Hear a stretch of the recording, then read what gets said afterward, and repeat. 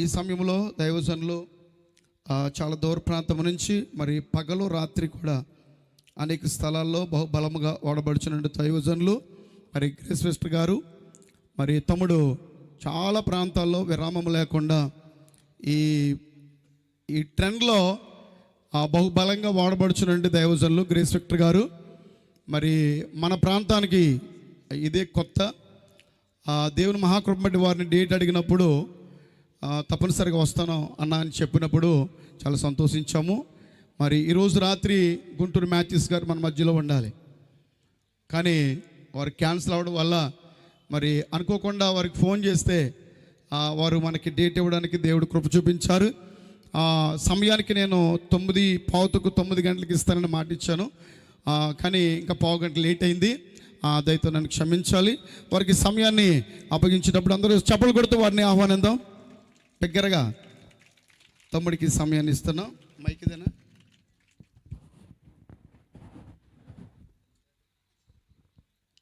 మన ప్రభును ప్రియ రక్షకుడైన యేసుక్రీస్తు వారి ఘనమైన నామం ఈ రాత్రికాల సమయంలో మన మధ్యన బహుగా మహిమపరచబడును గాక. పిల్లరా, దేవుడు చూపిన కృపను బట్టి ప్రభును స్తుతిస్తూ ప్రేమతో నన్ను ఆహ్వానించిన మా ప్రియులు అన్న బెనర్జీ అన్నగారికి, వారి తండ్రి గారికి, అలాగే వారి సహోదరులకు, వారి కుటుంబం అంతటికీ యేసే నామంలో నిండా వందనాలు చెల్లిస్తున్నాను. వేదికను అలంకరించిన దైవజనులందరికీ యేసే నామంలో ప్రత్యేకంగా వందనాలు. నాకు చక్కని సంగీత పరిచయం చేసిన తమ్ముడులందరూ నాకు బాగా ఎరిగిన వారు, ప్రత్యేకంగా వారికి కూడా వందనాలు. సౌండ్ సిస్టమ్ వారికి, వీడియో మేకింగ్ చేస్తున్న వారికి, చేరొచ్చిన మీరెల్లరికీ యేసే నామంలో నిండు వందనాలు చెల్లిస్తున్నాను. పిల్లరా, మన దేవుడు ఎంత గొప్ప దేవుడు అంటే ఆయనకు ఒక పేరుంది, గాడ్ హూ స్పీక్స్, మాట్లాడేటువంటి దేవుడు. ఎప్పుడైతే ఆయన మాట మనం వినడానికి ఇష్టపడతామో ఆ జలముల మీద అల్లాడుతున్న దేవుని యొక్క ఆత్మిక స్వరాన్ని ఎవరైతే వారు వింటారో అది వారికి ఎంతో ఆశీర్వాదకరమైన వాక్కుగా ఉంటుంది. ఈరోజు పరిశుద్ధ గ్రంథంలో ఒక విద్యనెరిగిన వాడు, అతనికి యుద్ధ నైపుణ్యత వారికి తెలుసు. 1 కాదు 2 కాదు 40 సంవత్సరాలు అతడు ఐగుప్తు సివిలైజ్ కంట్రీ బాగా చదువుకున్నవాడు. కానీ యుద్ధం వచ్చినప్పుడు తాను యుద్ధం చేయకుండా కొండ మీదకు వెళ్ళి చేతులు పైకెత్తి ప్రార్థన చేస్తూ ఉన్నాడట. అలా కొండ మీదకి వెళ్ళి చేతులెత్తి ప్రార్థించినప్పుడు, చేతులు పైకెత్తుతున్నప్పుడు ప్రజలు గెలిచారు, చేతులు దించుతున్నప్పుడు ప్రజలు ఓడిపోతున్నారు. మీరు గమనించండి, చేతులు పైకెత్తినప్పుడు ఎందుకు గెలిచారు, చేతులు దించినప్పుడు ఎందుకు గెలిచారు, ఎందుకు ఓడిపోయారు అంటే అక్కడ చేతులు పైకెత్తాడు, పక్కన వచ్చి అయ్యా మనలో గెలిచేశారయ్యా అన్నారు. అమ్మయ్య గెలిచేశారులే అని చేతులు దించేశాడు. ఇలాగ వెళ్ళి ఓడిపోవడం మొదలెట్టారు. మళ్ళీ చేతులు పైకెత్తుతున్నాడు, మరలా దించుతున్నాడు. అంటే అర్థం ఏంటంటే ఒక విశ్వాసి ఎప్పుడు కూడా నిత్యము చేతులు పైకెత్తే అనుభవాన్ని కలిగిన వాడుగా ఉండాలి. ఒకవేళ విజయం వచ్చేసింది కదా అని చేతులు దించడానికి వీల్లేదు, అప్పులు తీరిపోయి కదా అని చేతులు దించడానికి వీల్లేదు, వివాహం అయిపోయింది కదా అని చేతులు దించడానికి వీల్లేదు, ఉద్యోగం వచ్చేసింది కదా అని చేతులు దించడానికి వీల్లేదు.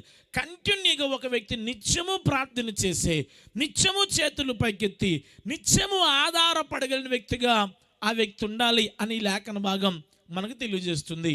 ఇంకా లేఖన భాగం మనకేం చెబుతుంది, అక్కడ మనం నేర్చుకోవలసిన పాఠం ఏంటో చూపిస్తాను. ఒకసారి నిర్గమాకాండానికి దయచేసి మీ శ్రద్ధను తెరవాలని ప్రభు పేరట మీ అందరికీ మనవి చేస్తున్నాను. నిర్గమాకాండము 17వ అధ్యాయము 8వ వచనం నుంచి మనం చదవగా చిత్తగించినట్లయితే ప్రభు మన కొరకు దాచి ఉంచిన ఒక వాక్య భాగాన్ని ముందుంచి ప్రార్థన పూర్వకంగా మన అందరం ఎవరింటికి వారు వెళ్దాం. నిర్గమాకాండము 17వ అధ్యాయం 8వ వచనం. ఇక్కడ వాక్యం చెబుతుంది. ఈ పదం ఎలా ప్రారంభించబడిందంటే ఆఫ్టర్వర్డ్స్, తరువాత అని వాక్యం ప్రారంభించబడింది. తలపైకెత్తాలి. దేని తర్వాత? తర్వాత అని ప్రారంభించాడా? దేని తర్వాత? 17వ అధ్యాయం 1వ వచనం చదవండి ఒకసారి. మళ్ళీ తర్వాత. దేని తర్వాత అంటే వెనకాల ఇంకోటి జరిగిందనమాట. రండి. 16వ అధ్యాయం 1వ వచనం మళ్ళీ తర్వాత. అంటే 3 సందర్భాలు జరిగాయి. రచయిత 3 మార్లు తరువాత తరువాత తరువాత అనే పదాన్ని రాశాడు. ఏమిటి దేని తరువాత అని ఆలోచన చేస్తే, ఇజ్రాయేలు ప్రజలు ఐగుప్తును దాటిన తరువాత, ఇజ్రాయేలు ప్రజలు ఆ యొక్క 9 తెగుళ్ళు 10 తెగుళ్ళలో ఉన్న ఆ ఐగుప్తు దేవతలతో పోరాడి గెలిచిన తరువాత అంటే భయంకరమైన ఎర్ర సముద్రాన్ని వారు దాటిన తరువాత అంటే ఫరో యొక్క శ్రేష్టమైన రథాశ్వములన్నిటినీ కూడా ఆ నట్టనడి సముద్రంలో ముంచివేసిన తరువాత అంటే సముద్రమును దాటిన తరువాత వారికి ఏం వేసిందట? మెరీబా నీళ్ళ వద్ద వారికి దాహం వేసింది. ఆ నీరు చేదైన నీరు. మరలా దాన్ని మార్చిన తరువాత 4 అద్భుతాలు జరిగిన తరువాత చూడండి, 4 అద్భుతములు తరువాత చదవరా 17వ అధ్యాయం 8వ వచనం. తరువాత అని అర్థం ఏంటంటే 4 అద్భుతాల తర్వాత. ఏ అద్భుతం అది? ఐగుప్తులో 10 తెగుళ్లను జయించిన తరువాత, ఐగుప్తు యొక్క సైన్యాన్ని జయించిన తరువాత, పిహాహిరోతు అనబడిన మార్గము ద్వారా ఎర్ర సముద్రమును జయించిన తరువాత, మళ్ళీ అక్కడికి వెళ్ళిన తర్వాత చనిపోయే పరిస్థితి, దాహం వేసేస్తున్న వారికి ఆ పరిస్థితి దాటిన తరువాత, దీని తరువాత అమాలేకీలు వచ్చి రెఫీదీములో ఇజ్రాయేలీలతో యుద్ధము చేయగా. తల్లు పైకెత్తాను సంగమా. దేవుని యొక్క వాక్యం ఇక్కడ భక్తులు చాలా క్లియర్గా రాస్తూ ఒక పదం మనకు చెప్పడం కొరకు రాస్తున్నాడు. అదేంటంటే afterwards Amalekite came to fight against Israel at the hill of Rephidim అని అంటాడు.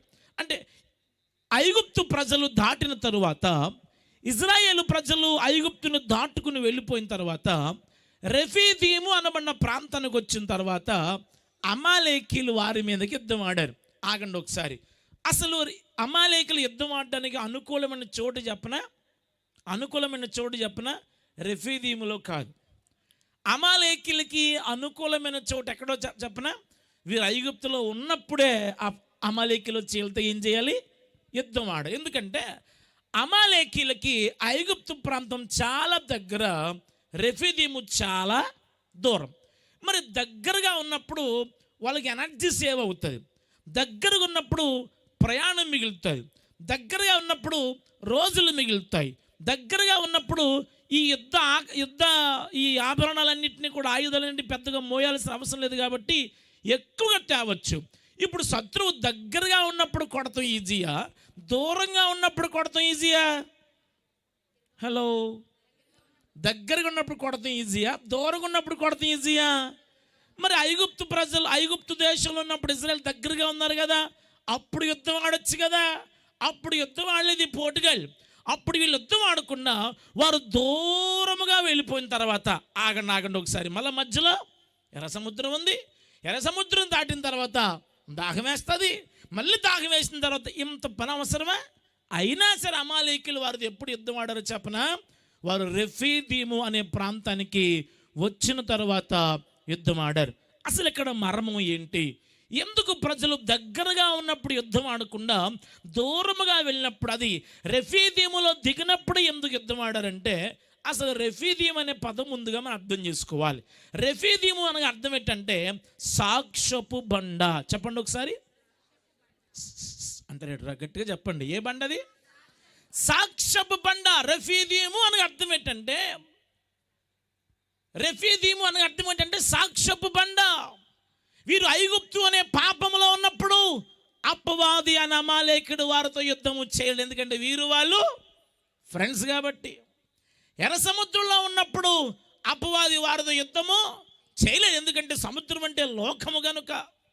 అమాలేకీలు ఐగుప్తులో ఉన్నంతకాలం ఇజ్రాయేలు యుద్ధం ఆడలేదు. ఎప్పుడైతే వారు ఐగుప్తును విడిచి పక్కకు వచ్చారో, ఐగుప్తు దాస్యరకాన్ని విడిచిపెట్టి పక్కకు వచ్చారో, ఐగుప్తు పాపమును విడిచిపెట్టి వచ్చారో, సంహారపు దూతను దాటుకుని వెళ్ళారో, గోషేను దేశము నుంచి దాటుకుని, పిహాహిరోతును దాటుకుని, ఎర్ర సముద్రము దాటుకుంటే, అమ్మ బాబోయ్ వీళ్ళు ఐగుప్తును వదిలేశారు, వీళ్ళు పరిశుద్ధులుగా మారిపోయేలాగా ఉన్నారు, వీళ్ళు ఆత్మీయులుగా మారిపోయేలాగా ఉన్నారు, వీళ్ళు పవిత్రులుగా మారిపోయేలాగా ఉన్నారు, వీరు విశ్వాస వీరులుగా మారిపోయేలాగా ఉన్నారు, వీళ్ళు సాక్ష్యమును పాడు చేద్దామని అపవాది ఐగుప్తులో ఉన్నప్పుడు యుద్ధం ఆడకుండా రెఫీదీం అనే సాక్ష్యమును పాడు చేయడానికి మాత్రమే యుద్ధము చేస్తాడు.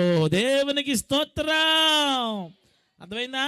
అందుకని సాక్ష్యపు బండలో వారిని సాక్ష్యం పాగొడితే వారు మరలా ఐగుప్తులోకి వెళ్ళిపోతాడు గనక ఐగుప్తును ఒక్కసారి విడిచిపెట్టి వెళ్ళిపోయిన తర్వాత వాడంత ఈజీగా వదలడు, మరలా వెనక్కి లాగుతాడు గనక ఎలాగైనా నిన్ను మరలా ఐగుప్తులో కలిపేద్దామని, ఎలాగైనా నిన్ను మరలా ఏ పాపమును విడిచిపెట్టొచ్చావో, ఏ కుక్క వలె తన వాంతిని చేసుకుని వచ్చేసావో, మరలా అదే గతికిన దాన్ని ఆశించినట్లు ప్రేరేపించడానికి, సాక్ష్యమును కాపాడుతున్న సంఘముతో ఆ సాక్ష్యమును పోగొట్టడానికి రెఫీదీము బండలో అతడు యుద్ధము చేస్తాడు.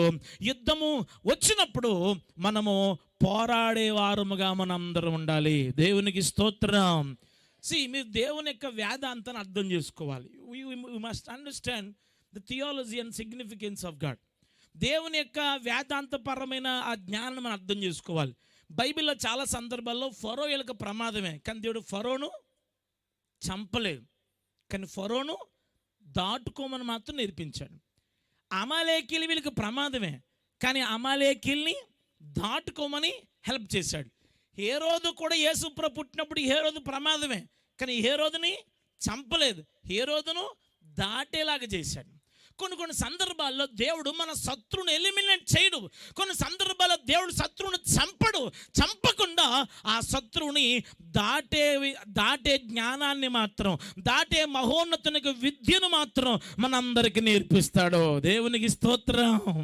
చాలామంది సేవలో ఉన్నప్పుడు ఏం చేస్తారంటే, ఈ పక్కన్నవాడు నాకు సౌండ్కి ఇబ్బందికరంగా ఉన్నాడు, ఈ పక్కన్నవాడు అలా ఉన్న గుళ్ళోకి రానివ్వట్లేదు, నా ముందున్నవాడు చాలా ప్రమాదక, దేవుడిని చంపితే బాగుండని కోరుకుంటారు చాలామంది కదా.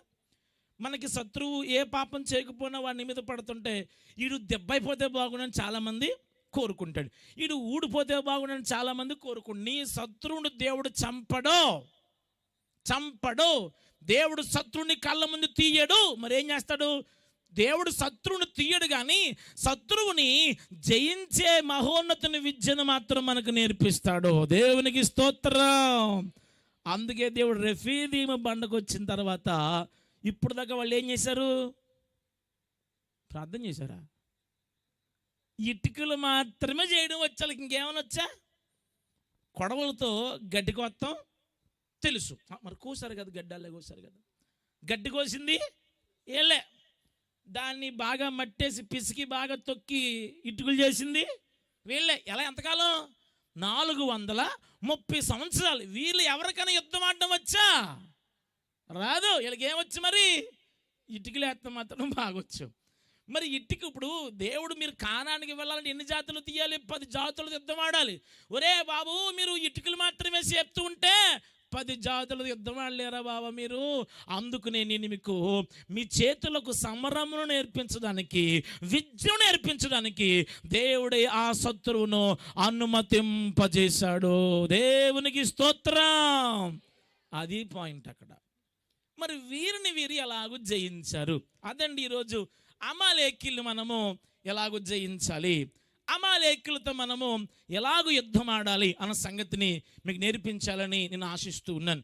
బహుశా కూర్చొని మీరు ఏంటండి ఏం మాట్లాడుతున్నారు, యుద్ధం ఆడడం మాకు రాదా, మా ఇంట్లోకి రావాలి, మా ఆవిడ ఆడద్దు, అప్పుడప్పుడు జగడం మామూలు యుద్ధం కాదండి, ఆవిడ నోరు భరించలేక నేను కొంపుదులు వెళ్ళిపోతున్నానండి అని కొందరు అనుకోవచ్చు. ఐ అండర్స్టాండ్, అవి అనుకోవచ్చు. మామూలుగా ఉండదండి బాబు.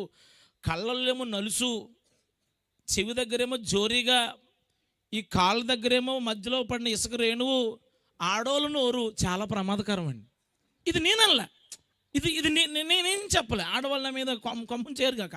నా ఉద్దేశం ఏంటంటే, ఇప్పుడు సంసోను ఎంత బలవంతుడు, ఒక పచ్చి గాడిద దవడ ఎముకతో అనేకులను చంపగలిగిన వాడు, మామూలుడు కాదు. ఇలాంటి వాడు ఎవరు చచ్చిపోతాను అనుకున్నాడు చెప్పనా? దిలీల మాటలు వినలేక బతుకు చచ్చిపోవడం బెటర్ అని చెప్పాడంట. తన ప్రాణము విసిగి చావగోరను అంటే, నా పాయింట్ ఏంటంటే, మాకు ఆల్రెడీ యుద్ధం ఆడటం వచ్చు, మీరు ఏ యుద్ధం కోసం చెబుతున్నారు అనుకుంటున్నారు కదా. నేను చెప్తుంది నోరేసుకుని పడిపోయే ఆ యుద్ధం కోసం కాదు. నేను చెప్తుంది మాట్లాడితే వీధెక్కేసే యుద్ధం కోసం కాదు. నేను చెప్తుంది మాట్లాడితే నెత్తి మీద నీళ్ళ కొండెట్టుకుని, ఎలాగా నీళ్ళ కొండెట్టుకుని అంటే చాలు కన్నీటితో అవతల వ్యక్తిని సంపదను సంపాదించేసే అలాంటి యుద్ధము కాదు. నేను ఈరోజు చెప్పబోతున్న విద్య మహోన్నతుని విద్య. అపవాదితో యుద్ధము ఎలాగూ చేయాలి. దేవునికి స్తోత్రం కలుగును గాక. ఎట్టింగ్ ఒకసారి రెఫీదీములో మోషే చేసిన యుద్ధము. ఎట్టింగ్ ఒకసారి కన్ను తెచ్చుకోలేదా? ఫోన్ ఉందా పోనీ? కమాన్ రైట్, టైప్ చేయండి. చాటింగ్లు చేశారు గాక, పాస్టర్ గారు చెప్పారనుకుంటారు మళ్ళీ. టైప్ చేయండి చక్కగా చక్కగా నాతో పాటు వ్రాస్తూ. వాక్యం వినడం మంచి లక్షణం, వాక్యాన్ని అర్థం చేసుకునే వాళ్ళు గొప్ప లక్షణం, వాక్యాన్ని విని చదువుతూ రాసుకునేవారు ఆత్మీయుల లక్షణం. మీరందరూ ఆత్మీయులు కదా. ఒకసారి అందరు 2 చేతుల పైకెత్తి దేవునికి స్తోత్రం చెప్పండి ఒకసారి. హల్లెలూయా. మరి సంఘటన మీ ముందు నేను ఉంచాలని నేను ఆశిస్తూ ఉన్నాను. ఎలాగూ వీరు యుద్ధము ఆడి వీరు ఇక్కడ గెలిచారు. ఇప్పుడు దాకా మీరు చెప్పాను ఎందుకు రెఫీదీములో యుద్ధం ఆడాడంటే, ఐగుప్తులో ఉన్నప్పుడు యుద్ధం ఆడలేదు అమాలేకుడు. ఎక్కడ వాడాడట? ఎక్కడ వాడాడు? రెఫీదీములో ఉన్నప్పుడు యుద్ధం ఆడాడు. అంటే అతని సాక్ష్యాన్ని పాడు చేసి మరలా ఏ బానిసత్వంలో నుంచి వచ్చేసారో మరలా అక్కడికే పంపించడానికి, ఏ ఎర్ర సముద్రం దాటుకుంటూ వచ్చారో మరలా అది ఎర్ర సముద్రము గుండా వాళ్ళు తీసుకువెళ్ళి, ఏ పాపమును విడిచిపెట్టి వచ్చారో, ఏ బానిసత్వాన్ని విడిచిపెట్టి వచ్చారో, and bring them back to the slavery, అదే మరలా బానిస బ్రతుకు తీసుకువెళ్ళిపోవడానికి అమాలేకుడు యుద్ధం ఆడితే ఇప్పుడు దాకా హలో తలపైకెత్తాలి, ఇప్పుడు దాకా అంట్లు తోముకోవడం మాత్రమే వచ్చు. నా చిన్న మనవి, కొందరు నిలబడి ఉన్నారు, నాకు కుర్చీలు ఉన్నాయి, ఇఫ్ యూ వుడ్ మైండ్ మీరు కూర్చోవచ్చు. లేకపోతే వాళ్ళు ముందుకు రాకపోతే పిల్లలు ఈ కుర్చీలు వెనకాల వేసేసిన వాళ్ళు కూర్చుంటారు. ఆ కుర్చీలు కొందరు ఎవరిని పిల్లలు, వీళ్ళు కాదులే నాన్న, ఆ తమ్ముడు వాళ్ళు ఉన్నారు కదా, ఆ కుర్చీ పట్టుకెళ్ళి వాళ్ళకి ఇవ్వండి నాన్న, ముందుకు రండి బాబు. ఇంకా చిన్నపిల్లలు మీరు కింద కూర్చోండి. వచ్చిన పెద్దవాళ్ళకి చంటి పిల్లలు ఎత్తుకుని ఉన్నాడు కదా, ఆయన బరువుగా ఉంటారు కనుక వాళ్ళ కుర్చీ ఇచ్చి చిన్నపిల్లల్ని కింద కూర్చోబెట్టాలని ప్రభు పెట్టి మనం చేస్తున్నాను. నిద్రపోతున్న వారందరూ హల్లెలూయా. అది లెక్క అలా ఉందన్నమాట మీ గొడవ. నిద్ర అవుతున్నారా? No you're not sleeping. నేను పడుకోనుగా నిద్రపోకూడదు. అమ్మమ్మ శ్రద్ధగా వినాలి. ఎందుకు లేలి అంటున్నామో కూడా మనం కాస్త తెలుసుకుని ఆ బండి ముందుకు వెళ్ళాలి. ఓకేనా? మంచి వాళ్ళందరూ దేవునికి స్తోత్రం చెప్పండి. ఇప్పుడు ఎందుకు వచ్చిన కూడా కొందరు చెప్పడం మానేయరాలు. నేను ముంచుని వాళ్ళు అంటలేదు, మంచోళ్ళు అన్న. చెప్పండి సరే, మంచులందరూ హల్లెలూయా. రండి వాక్యంలో చూపిస్తాను. మరి అమాలేకీయుడితో ఈ మోషే ఎలాగ యుద్ధం ఆడాడు. How to fight against Amalekites. అమాలేకీయులకు వ్యతిరేకంగా మనం ఎలాగ యుద్ధం ఆడాలి. అందుకే రెఫీదీములో యుద్ధము చేసిన మోషే గురించిన ఒక శ్రేష్టమైన పాఠాన్ని ముందు ఉంచాలని ఆశపడుతున్నాను. నేను బేసికల్లీ 100 రెఫరెన్సులు తీయను, 10 రెఫరెన్స్లు కూడా తీయను. ఒకే పారాగ్రాఫ్ని చదివిస్తాను. ఆ పారాగ్రాఫ్ని ఎక్స్ప్లెయిన్ చేసుకుంటూ మొత్తం ఎక్కడికి వెళ్ళకుండా ఒకే అంశాల్లోంచి ఒక 4-5 అంశాలు తీసుకొస్తూ నేను వాక్యాన్ని ముగింపులో తీసుకొస్తాను. That's my way of style of preaching. కనుక మీరు అందరూ కూడా అటు ఇటు వెళ్ళిపోకుండా వాక్యం మీద మనసు ఉంచి వాక్యంలోకి వెళ్దాం. ఎలాగో తాను యుద్ధం ఆడాడు చూద్దాం ఒకసారి. ఎలాగూ వారు యుద్ధం ఆడాడు చూడండి. నిర్గమకాండము 17వ అధ్యాయము 9వ వచనం చదువుకుందాం. మోషే యెహోషువతో మన కొరకు మనుషులను ఏర్పరిచి వారిని తీసుకుని బయలు వెళ్ళి అమాలేకీలతో తలపైకెత్తి తల్లి. ఇప్పుడు దాకా మీకు తరువాత మూడు తర్వాత చదివించానా? దేని తర్వాత అవి? ఒకటి ఐగుప్తును, కమాన్ చెప్పాలి, ఐగుప్తును దాటిన తర్వాత. రెండో తర్వాత ఐగుప్తులో 10 తెగుళ్లను జయించిన తర్వాత. మూడో తర్వాత ఎర్ర సముద్రమును జయించిన తర్వాత. 4వ తర్వాత మెరీబా నీళ్ళ దగ్గర, మారా దగ్గర నీళ్ళు గురించి మధురముగా మార్చే విషయంలో 4 సార్లు యుద్ధము చేసింది ఎవరు? దేవుడు. 4 మార్లు మోషే అన్నాడు, చెప్తానే మోషే stand still and see the salvation of the. నువ్వు మౌనంగా ఉండి నేను ఇచ్చే కార్యాన్ని చూడని చెప్పింది ఎవరు? దేవుడు. వీరు ముందుగా నడిచింది ఎవరు? దేవుడు. వీరి సైన్యానికి అధ్యక్షుడు ఎవరు? దేవుడు. అన్ని దేవుడే చేసి, ఆలకించాలరా, అన్ని దేవుడే చేసి ప్రతిసారి దేవుడే ముందట్టుకు నడిచి నేనున్నానుగా మీకెందుకన్నా దేవుడు. ఇప్పుడు అమాలేకీలతో మాత్రం మీరే యుద్ధం ఆడండి, కాబట్టి మీరే మనుషులను ఏర్పాటు చేసుకోమని ఎందుకు చెప్పాడు? అప్పుడు ఏం చెప్పాలి చెప్పనా? ఊరుకో ప్రభా, మా వాళ్ళకి పిడకలు వేస్తాం తప్ప ఇంకేం రాదు నాయన. పిడకలు కాకపోతే మా వాళ్ళకి ఇటుకలకి వేస్తాం బాగొచ్చు ప్రభువా. కొడవలు ఉన్నదంటే గడ్డి కోత్తం తెలుసు కానీ పీకలు కోత్తం వాళ్ళకి తెలదు నాయన. అయినా కొడవలతో యుద్ధం ఆడతారు, ఏం ఆడతారు నాయన. నువ్వే మొన్న చేసినట్లుగా ఇప్పుడు నువ్వే చెయ్యి అని చెప్పొచ్చుగా. అలా చెప్పకుండా సరే ప్రభువా, అమ్మా మీరు అందరూ రండిరా, మన కొరకు మీరు మనుషులను ఏర్పాటు చేయండి.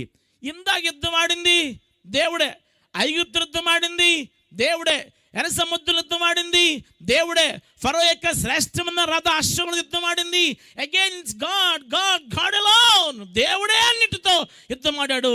కానీ ఈ సందర్భంలో మాత్రం మీరే యుద్ధం ఆడండి అని ఎందుకని చెప్పనా? తలపైకి మీద చదువుతున్నారు కదా పిల్లలు, రైట్.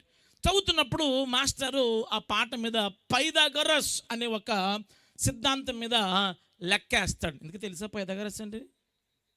సంతోషం, అది కూడా తెలియకపోతే ఇంకేం చేయలేమే. లెక్కలు రాసి ఇందులో మీకు HW ఇచ్చాడా? HW అంటే ఏంటి? హోంవర్క్. సరే, హోంవర్క్ ఇచ్చాడా?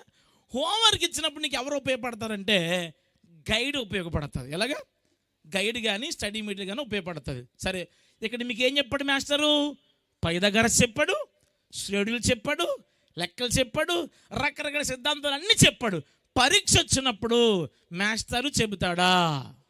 అలా చెప్పాలి. పరీక్ష వచ్చినప్పుడు గైడ్ ఉంటుందా?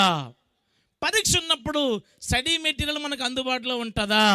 అదేంటి మొన్న చెప్పిన మాస్టర్ ఇప్పుడు చెప్పొచ్చుగా. అదేంటంటే నేర్చుకునే ప్రక్రియ. ఇది నేర్చుకున్నది పరీక్ష విజయవంతంగా చేయాల్సిన ప్రక్రియ. ఇప్పుడు దేవుడు చెప్తుంది ఏంటంటే, ఇప్పుడు దాకా నేను కదరా మీతో యుద్ధం ఆడాను, ఇప్పుడు దాకా నేను మీ పక్షం యుద్ధం ఆడితే మీరు చూసి నేర్చుకున్నారు కదా, ఇప్పుడు మీరే యుద్ధం ఆడండి. దేవునికి స్తోత్రం. కొన్ని సందర్భాల్లో మనమే యుద్ధము చేయాలి, కొన్ని సందర్భాల్లో మనమే మోకరించాలి. ఎవరో వచ్చి ప్రార్థన చేస్తారంటే రోగం పోదు అన్లెస్ యు నీల్ డౌన్. చాలామంది రోగం పోవడం కొరకు వారి భక్తి మీద వారు ఆధారపడరు, సొంత సంఘంలో మోకరించరు, సొంత స్థూల సమాజంలో స్థానిక దైవజనరాలతో కలిసి మోకరించరు. కానీ ఎక్కడికో వెళితే స్వస్థత వస్తుందని మాత్రం నమ్ముతారు. ఎవరో వచ్చి ప్రార్థన చేస్తే కార్యం జరిగిపోద్ది. లేదు, నీవే ప్రార్థన చేయకుండా కొన్నిసార్లు దేవుడు తన జవాబు ఎవడో. విద్యార్థి క్లాస్లో ఉన్నప్పుడు నువ్వు 100 సార్లు అడిగిన మాస్టర్ చెబుతాడు. ట్యూషన్కి వెళ్ళినప్పుడు ఎన్నిసార్లు ప్రాక్టీస్ చేసిన అనుభవం ఉంటుంది. కానీ పరీక్షలు ఉన్నప్పుడు రాయాల్సింది ఖచ్చితంగా నువ్వే. అలా కొన్ని సందర్భాల్లో మనమే కొన్ని సందర్భాలు జయించే వారంగా ఉండాలి. ఉదాహరణకు ఇంచుమించు బబులోనులో ఆ ప్రాంతంలో పర్షియా దేశపు రాజుల్లో దర్యావేషు కాలంలో కొన్ని 100 సంవత్సరాలు ప్రజలందరూ బానిసలుగా ఉన్నారు. 1 కాదు 2 కాదు 100 సంవత్సరాలు ప్రజలందరూ బానిసగా ఉన్నప్పుడు నెహెమ్యా ఒక్కడే లేచి నిలబడ్డాడు. దేవునికి స్తోత్రం చెప్పండి. తర్వాత అతనికి వెనకాల ఎజ్రా అనబడిన వ్యక్తి వచ్చాడు. దేవునికి స్తోత్రం చెప్పండి. తర్వాత అనన్య అనబడిన వ్యక్తి వచ్చాడు. దేవునికి స్తోత్రం చెప్పండి. ఇప్పుడు ఈ బ్యాచ్ అంతా వచ్చిన తర్వాత ఈయనే ఇటుక పెట్టుకుని జాగ్రత్తగా కడుతున్నాడు. వీళ్ళు అక్కడ కొందరు ఉన్నారు, వాళ్ళ పేరు టోబియో సన్బల్లటు. చెప్పండి ఒకసారి. టోపీ మా ఆడెవడు? అయ్యి బాబోయ్, టోపీ కాదురా, టోబియో సన్బల్లటు. చెప్పండి. ఓ పక్క ఇతను కడుతున్నాడు, వినండి, ఓ పక్క ఇతను కడుతున్నాడు, ఓ పక్క ఇతను కడుతున్నాడు. ఈలోగా టోబియో సన్బల్లటు దాన్ని పడగొడతాం మొదలెట్టారు. అప్పుడు ఏం చేయలేనా? ప్రభువా నీ పని చేస్తున్నాను ఆయన, వాళ్ళతో యుద్ధమాడు అన్నాడా? నేను నీ పని చేస్తున్నాను ప్రభువా, నువ్వేం చేస్తున్నావు? అలా అర్జెంట్ అగ్ని మా మౌడు ఆయన పేరేం పేరు ఎలీషా, అగ్ని నింపాడు కదా, అలా దింపాయి అని ప్రార్థన చేయొచ్చుగా. అలా ప్రార్థన చేయకుండా ఈయనే కట్టాడు. కత్తి అంటండి ఓ పక్క తాపి ఇలా పట్టుకుని కత్తిని వరలోకి పెట్టుకుని ఇదిలా తీసి వారితో యుద్ధం ఆడుతూ ఇక్కడ కట్టివాడంట. తానే యుద్ధ వీరుడు, తానే పనివాడు, తానే యుద్ధానికి వెళ్ళాడు, తానే తాపి మేస్త్రి. గమనించారా? కొన్ని సందర్భాల్లో దేవుడు మన చేతికి అప్పగిస్తాడు. ఆ పని మనం నమ్మకంగా చేసేవారముగా ఉన్నప్పుడు, నమ్మకముగా మోకరించే వారంగా ఉన్నప్పుడు, నమ్మకంగా యథార్థంగా ఉన్నవారుగా ఉన్నప్పుడు, నమ్మకంగా ప్రయాసపడినప్పుడు దేవుని జీవితంలో విజయ దుందుబి మోగిస్తాడు. 2 చేతులెత్తి దేవునికి స్తోత్రం. ఈ మధ్యన కొత్తగా ఓ చోటకి వెళ్ళాను, కొత్తది కాదు, పాతదే. ఆ ప్రాంతానికి వాక్యం చెప్పడానికి వెళ్తే ఆయన పాడుతున్నాడు. ఆయన ఒకే పాట. ఆయనకి ఎప్పుడు ఇచ్చిన నేను ఆయన అప్పుడు 4 మీటింగ్లో చూసా. 4 మీటింగ్లో ఒకే పాట పాడుతున్నాడు ఆయన. నువ్వు రావా యేసయ్యా, నువ్వు రావా యేసయ్యా, నువ్వు రావా ప్రతిదానికి నువ్వు రావా. అయ్యా దేవుడు వచ్చాడు సార్ ఒకసారి, ఇప్పుడు రావాల్సింది నువ్వు. ప్రభు ఒకసారి వచ్చాడు, ఆయన వచ్చి ఆయన మరలా రాబోతున్నాడు. ఆయన మరలా వచ్చేంత వరకు నీవే ఇప్పుడు రావాల్సిన వాడివి. దేవునికి స్తోత్రం చెప్పండి. మళ్ళీ పైపెచ్చి గుళ్ళుకు రావంటే దేవుడు నడిపించుకోవట్లేదండి. దేవుడు నడిపించుకోవట్లేదా? నీకు ఆసక్తి లేకుండా దేవుడు కార్యాలు చేయడు. నీవే ప్రయత్నం చేయాలి, నీవే ప్రయాసపడాలి. అందుకంటాడు, ఇప్పుడు దాకా నేను నీ పక్షాన యుద్ధమాడాను, ఇప్పుడు చేయాల్సింది ఎవరు? నువ్వు. కాబట్టి నీవు మనుషులను ఏర్పాటు చేసి నీవే యుద్ధమాడాలి. దేవునికి స్తోత్రం చెప్పండి. ఒకవేళ యుద్ధం అంటే అందుకేనండి మా ఆయన నూరు ఎత్తనవట్లేదండి అనుకుంటున్నారేమో. అందుకేనండి మా ఆవిడ అంటూ చాలకు గుద్దుతున్నానండి. అబ్బాబే నేను చెప్తున్న యుద్ధాలు బాబయ్య, ఇలాంటి యుద్ధాలు కాదు. అందుకేనండి మా పాస్టర్ గారు వాక్యంలో కొంచెంసేపు ఇలాగన్నా అలాగంటున్నారే పిల్లలు అలా అనొచ్చా అని పాస్టర్ ఎదురెత్తున్నానండి అంటే, ఇది కాదురా బాబు నేను చెప్తుంది. పాపముతో యుద్ధం ఆడడం, మనమే యుద్ధం ఆడాలి. ఇక్కడ ఎవరిని పిల్లలు ఉన్నారు కదా, మీతో మాట చెప్తాను అన్న. మధ్యలో ఏకంగా లాస్ట్లో వేయండి, తద్వారా అందరూ డిస్టర్బ్ అవుతున్నారే. లాస్ట్లో వేసేసేయండి, ఆ వచ్చులో కుదురు కూర్చొని పోవాలి. ఇలా ఇలా ఇలా ఇలా. మీరు ఎప్పుడన్నా ప్రార్థన చేశారా? ప్రభు నేను ఏ అమ్మాయి ఇంకా చూడకూడదు, ఏ అబ్బాయి ఇంకా చూడకూడదు, ఎవరికి లవ్ లెటర్ రాయకూడదు, ఎవడు ఐ లవ్ చెప్పిన అని తిప్పుకోవాలి, పరిశుద్ధంగా ఉండాలని ఎప్పుడన్నా ప్రార్థన చేశారా? Come on yeah speak with me please. మనసులో పెట్టేసుకోండి, నాకు చెప్పకండి, నేను చెప్తాను వాళ్ళకి ఇచ్చండి.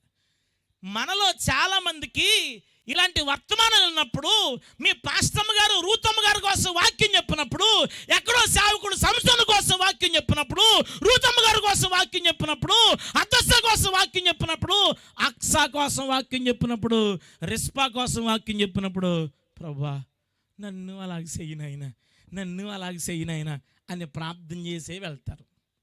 చాలామంది ఇప్పుడు మోకరింపజేస్తే కన్నీరు గడిచి ప్రార్థన చేస్తారు. మనలో ప్రాబ్లం ఏంటి చెప్పనా? చాలామంది చేసినప్పుడు అనుకుంటారు, నేను ఇంకెప్పుడు అబ్బాయి ఇంకా చూడను అని తిప్పేసుకుంటాను అనుకుంటారు.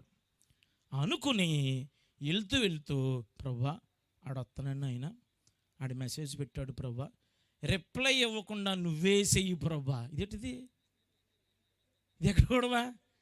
ఇది ఎలాగుందంటే, టీవీ ఆన్ చేసేసుకుని రిమోట్ కంట్రోల్ చేతితో పట్టుకుని బూతుబామలు వస్తున్నప్పుడు అది చూస్తూ ప్రభా నువ్వు దేవుడి మీద కరెంటు పోగొట్టేలా చేయి ప్రభా, కరెంట్ ఇది అవదు పని. అబ్బాబే ముందు రిమోట్ కట్టాయి. రిమోట్ కట్టకుండా నేను చూడకూడదు అనుకున్నా కానీ చూసేస్తున్నాడు ప్రభా. అబ్బాబే వెనకటికి ఒకడో కాస్త నాటుగా మాట్లాడుతానే, నా భాషది కాదు, మీకు అర్థమవడం కోసం చెప్తున్నాను. వెనకటికి ఒకడో పొంతలో నిలబడి వాసన రాకుండా చేయమని ప్రార్థిస్తున్నాను తండ్రి ఆమేన్ అన్నాడంట. అక్కడ ప్రార్థన చేయకూడదు, ముందు ఏం చేయాలి? ఆ దుర్గంధం వదిలే చోట్లోంచి ఏం చేయాలి? నువ్వు బయటికి రావు. కొంప అలవాటు పడిపోయింది, అక్కడే ఉంటూ నాయన ముక్కన్నా మూసుకుంటాను కానీ నువ్వే సహాయం చేయి ప్రభు అంటే, లేదు తల్లి దేవుడు అలా చేయడు. God's theology will never work like that. ప్రభు అలాంటి కార్యాలు చేయడు. నీవు పరిశుద్ధత కొరకు ఆతురత పడకుండా, పరిశుద్ధత కొరకు ప్రయాస పడకుండా దేవుడు ఎప్పటికీ నీ పక్షాన కార్యాలు చేయడు. మీరు గమనించారా? మన కొరకు మనుషులను ఏర్పాటు చేయి అన్నప్పుడల్లా వీళ్ళకు డౌట్ రావాలి, ఇదేంటిది ఐగుప్తులో దేవుడు యుద్ధం ఆడాడు, ఇదేంటిది మరి నీళ్ళ దగ్గర అన్ని దేవుడు యుద్ధం ఆడ మనం చేయమంటాడు. నాకేం వచ్చు, నాకు ఇటుకలు చేస్తాం వచ్చు కానీ యుద్ధం ఆడటం రాదు. అయినప్పటికీ ప్రభు అంటాడు, నన్ను యుద్ధం చేయమంటున్నావు ఏంటి ప్రభు అంటే, అదొక పరీక్ష. నేను నీకు నేర్పించాను యుద్ధం ఆడడం ఎలాగో, నేను నీకు నేర్పించాను యుద్ధం ఆడడం ఎలాగో ఇదిగో 1 కాదు 2 కాదు 10 దేవదూతలతో 10 దూతలతో, అంటే ఒక్కొక్క తెగులు ఒక్కొక్క దూత సార్, అది 10 దూతలతో నేను యుద్ధం ఆడాను. ఫరోతో నేను యుద్ధం ఆడాను. ఎర్ర సముద్రంతో నేను యుద్ధం ఆడాను. యుద్ధం ఆడినప్పుడు నీకేం చూపించాను? మాదిరి చూపించాను. Now you should walk after me. నువ్వు నా వెనకాల నడవాలి. మీరు చిన్నప్పుడు 3 దీన్ని ఏమంటారు, ఆ చెక్కలతో చిన్న చట్టం చేసుకుని పిల్లకి నడక నేర్పించారా? చక్రాల బండి. ఇప్పుడు అది ఏమి లేదండి, మామూలుగా వండిలా ఉంటుంది. ఇందులోకి ఎలాగ వేసేస్తున్నారు, అదే పేంపరు, అందులో కూకుంటే ఇలాగంటున్నాడు, రైని వెళ్ళిపోతుంది అక్కడ దాకా. మీరందరూ చాలామంది వాడే ఉండి ఉంటారు కదా. ఐ థింక్ మీరు 30+ అందరూ ఉన్నారు. 30+ అయితే విషయం అర్థమవుతుంది. ఇక 20 మొన్నే అంటే ఇంక మిమ్మల్ని ఎవడ బాక్స్ చేయలేడు. పెద్దలందరికీ విషయం తెలుస్తుంది. ఆ బండి పేరు ఏం పేరన్నా? చక్రాల బండి. ఎందుకు చక్రాల బండి ఎందుకో చెప్పనా? చక్రాల బండి ఆడు పట్టుకుని నడక నేర్చుకుంటాకి చేశారు. అంతకని అది వేసుకుని ఊరు వెళ్ళిపోమని కాదు. అది వేసుకుని ఏం చేయాలి? దాన్ని వెనకాల నడక నేర్చుకోవాలి. తర్వాత నడక మామూలుగా నడుచుకుంటూ వెళ్ళిపోవచ్చు. ప్రభువా, ఇప్పుడు రేవుల తాళ్ళకి ఎదిగన్నైనా ఇప్పుడు కూడా నాకు చక్రాల బండి ఈ ప్రభు అంటే చూసి వాళ్ళందరూ పిచ్చోళ్ళ చూస్తారు నిన్ను. ఎందుకని? నేర్చుకునే టైం అయిపోయింది. ఇప్పుడు దాన్ని అన్వయించుకునే సమయం. దేవుడు నేర్పించినప్పుడు అమాలేకి నీ మీదకి వస్తున్నాడు. యుద్ధం ఆడుతున్నావా? చెల్లె, నీతో మాట్లాడుతున్నాను. నీ జీవితంలో నీకు యుద్ధం వస్తుంది. ఆడెవడో నీకు సంబంధించిన వ్యక్తి కాదు, కానీ పొరపాటు నీ వైపు ఒక పక్క నుంచి చూస్తాడు. అది నీకు యుద్ధం. అది యుద్ధమా? తమని అనుకుంటారంటే ఇదేంటి ఎబ్బి ఎవరంగా చూడకుండా ఇంకా చూస్తున్నారు ఏంటి, ముందలా అనిపిస్తుంది నీకు. తర్వాత నువ్వు కూడా చూస్తావు. ఆడు చూస్తున్నప్పుడు పక్క తిప్పేసుకుంటావు. నటకిరీడు కదా మరి పెద్ద. మీ అమ్మేమో నా కూతురికి ఏమీ తెలదండి, అయ్యి బాబా మా కూతురికి అరటిపండు ఇస్తానండి, లాలీపాప్ ఇస్తానండి, మమ్మీ దీన్ని ఎలా తినాలి అని అంటుంది నా కూతురు అని. మరి మీ అమ్మ దాన్ని యాక్ట్ చేస్తూ పొలమంటాను. మీ తాతేమో నేను ఇంకా చిన్నపిల్లకి చిన్న కూస చూస్తాడు ఆయన. తమరేమో చూపు దొంగ చూపులు ఎప్పుడు పట్టేస్తావండి. ఎంతకని అది నీకు యుద్ధం. అందులో పాపములు ఎలాగ పడిపోకుండా ఉండాలో నిన్ను నీవు కట్టుకుని అనుభవాన్ని మనందరం కలిగిన వారముగా ఉండాలి. దేవునికి స్తోత్రం. నెంబర్ దొడుకుద్ది. ఈ రోజుల్లో నెంబర్ పెద్ద కష్టం కాదు సార్. ఇన్స్టాగ్రామ్లో కొడితే అందరు నెంబర్లు వచ్చేస్తాయి. పెద్ద కష్టమేం కాదు. ఇప్పుడు నాలాంటి సేవకుడు కదా బయటికి వెళ్ళి నెంబర్ తెలియగట్టున్నా శత్రువుకు నా నెంబర్ తెలిసిపోతుంది. ఇప్పుడు ఈజీగా అందరికి వెళ్ళిపోతుంది. ఇప్పుడు ఎవడ పడతాడు ఫోన్ చేసి, ఇవాళ నువ్వు అక్కడికి వెళ్ళకు, ఇవాళ వస్తాను, ఏం చేస్తావు సే అంటే నేను అంతకన్నా ఉదిదే ఆడేం చేయలేడు, మనమేమనం అంత బిల్డప్ అంతే. అంటే నా పాయింట్ ఏంటంటే, ఈ నెంబర్ ఎప్పుడైతే దొరికిందో ఆడు నీకు హాయ్ అని పెట్టగానే అది నీకు ఒక అమాలేకీయుడని గమనించాలి. నీకు సంబంధించకుండా వాడు వచ్చినప్పుడు నువ్వు హాయ్ అని రిప్లై దేనికి? మరి హాయ్ అని నువ్వు రిప్లై ఇచ్చిన దానికి లవ్ సింబల్ దేనికి? ఆ లవ్ సింబల్ ఇచ్చి మళ్ళీ దానికి టిక్ ఎందుకు? లాస్ట్లో పోనీ అన్నయ్య అన్నవా అండి, ముందు అన్నయ్యని మొదలెట్టావు, తర్వాత అన్నాలకు వచ్చావు, తర్వాత అండీలోకి వచ్చావు, తర్వాత సార్లకు వచ్చావు, తర్వాత యారా ఒరే పోవే ఒలే వసే అంటున్నారు. శోధనలు ఎలా పడిపోయి చూసావా? ఒకేసారి పడిపోలే, కొంచెం. అది నీకు యుద్ధం. మనమే యుద్ధమును జయించే వారముగా ఉండాలి. దేవునికి స్తోత్రం.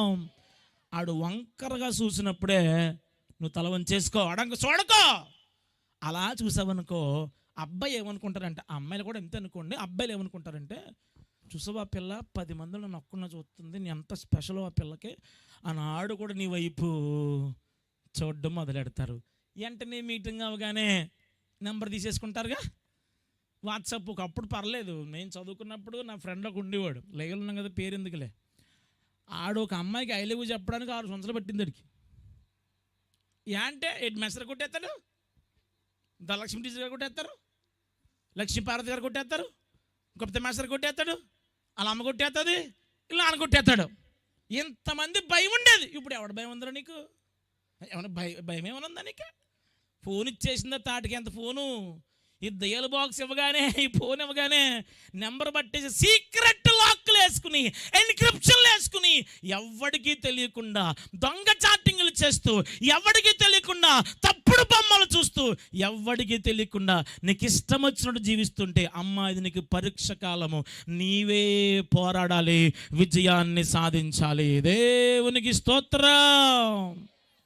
పెళ్ళైన అక్కలతో, చిన్నమ్మలతో, ఆంటీలతో మాట్లాడుతున్నాను. అమ్మ నీ భర్త కానివాడు నీతో క్లోజ్గా ఉంటున్నాడంటే ఏదో ప్రమాదం ఉందన్న సంగతి గమనించాలి మీరు. నీ కొడుకులు అంటూ మరి వదినంటే మరి అమ్మ కదా, రేపొద్దున మీ అమ్మ చచ్చిపోతే కలపాల్సింది నువ్వే కాబట్టి వదిన అమ్మని అంటారు. కొడుకులాంటి మీ మరిది గారి కంటే బయట చాలా ప్రేమగా మాట్లాడతాడు నీతో. నిన్ను ఆంటీ గారు అన్నవాడు కాసేపట్లో అండీలోకి వచ్చేస్తాడు. అప్పుడప్పుడు బండెక్కించుకుంటాడు. మీ ఆయనగారు లేనప్పుడు అప్పుడప్పుడు కొన్ని ఊర్లకు తీసుకెళ్తాడు, కొన్ని డీమార్ట్లకు తీసుకెళ్తాడు. ఉద్దేశపూర్వకంగా తాకుతాడు, ఉద్దేశపూర్వకంగా ప్రక్కన నడుస్తాడు, ఉద్దేశపూర్వకంగా నీతో సెల్ఫీ దిగుతాడు. అది స్టేటస్ పెడితే బయట వాళ్ళకి ఎలాగుంటుందంటే ఈ ఆంటీ వీడికి పడిపోయిందేమో అని ఉద్దేశపూర్వకంగా వాడు కలరింగ్ అందరికి ఇస్తాడు వాడిని. కానీ నీకు విషయం తెలీదు. ఒక టైంలో మీ ఆయనకంటే ఈడే మంచోడు అన్న స్థాయిలోకి వచ్చేస్తావు. ఆటోమేటిక్గా నీ వయసుకు మించిన వాడితో, నీ వయసుకు తక్కువైన వాడితో నువ్వు తప్పుడు సంబంధాలకు పడిపోవడం వల్ల బయట భవిష్యత్తులో బయట నీకు ఎంత ప్రమాదకరమైన చోట్ల నువ్వు ఉన్నావని నీకు అర్థమవుతుందా?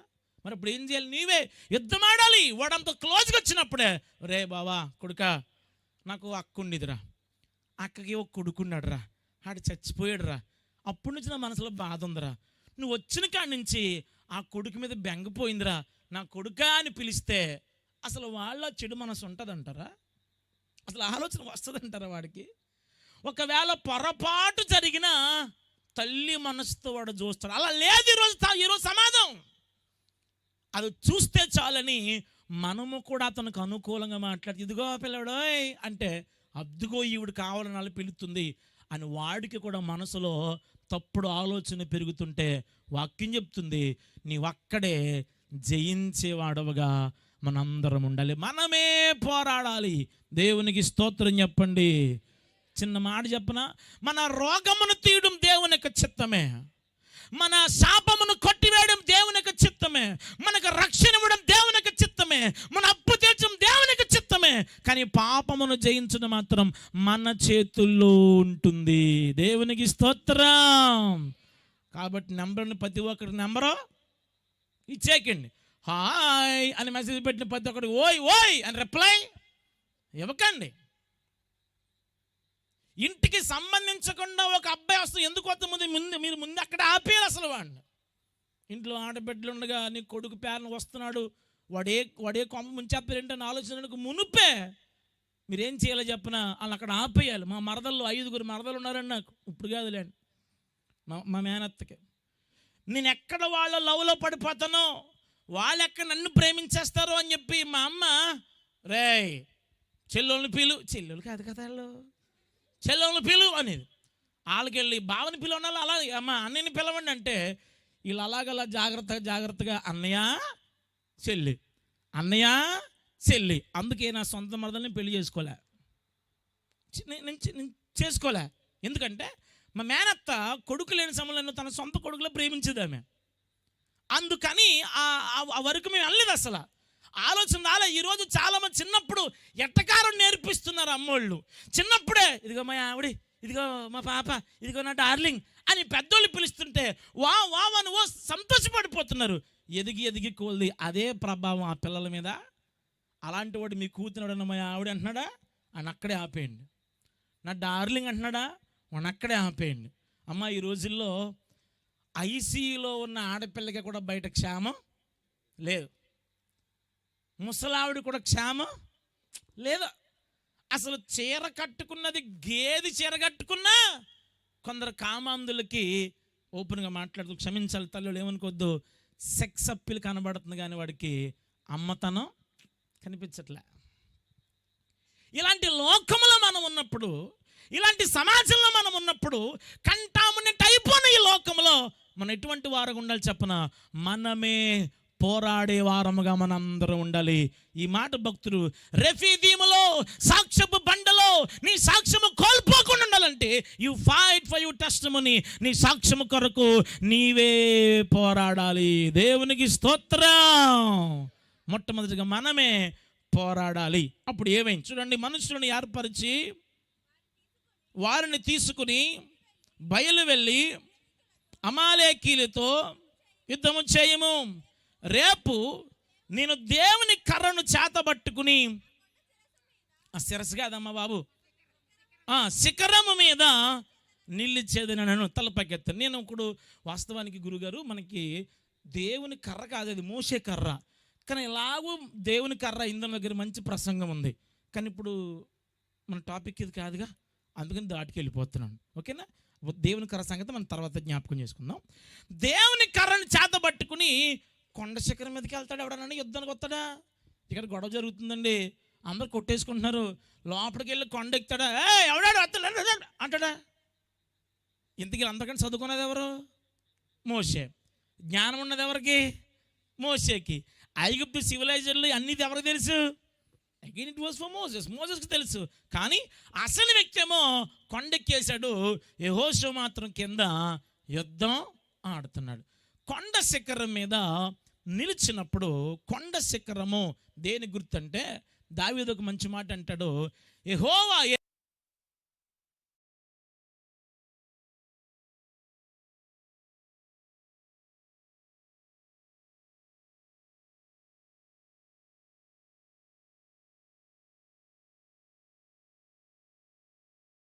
మీదకి వెళ్ళాడంటే నాకెందుకు మీరు కొట్టుకుని సావనట్లేదు.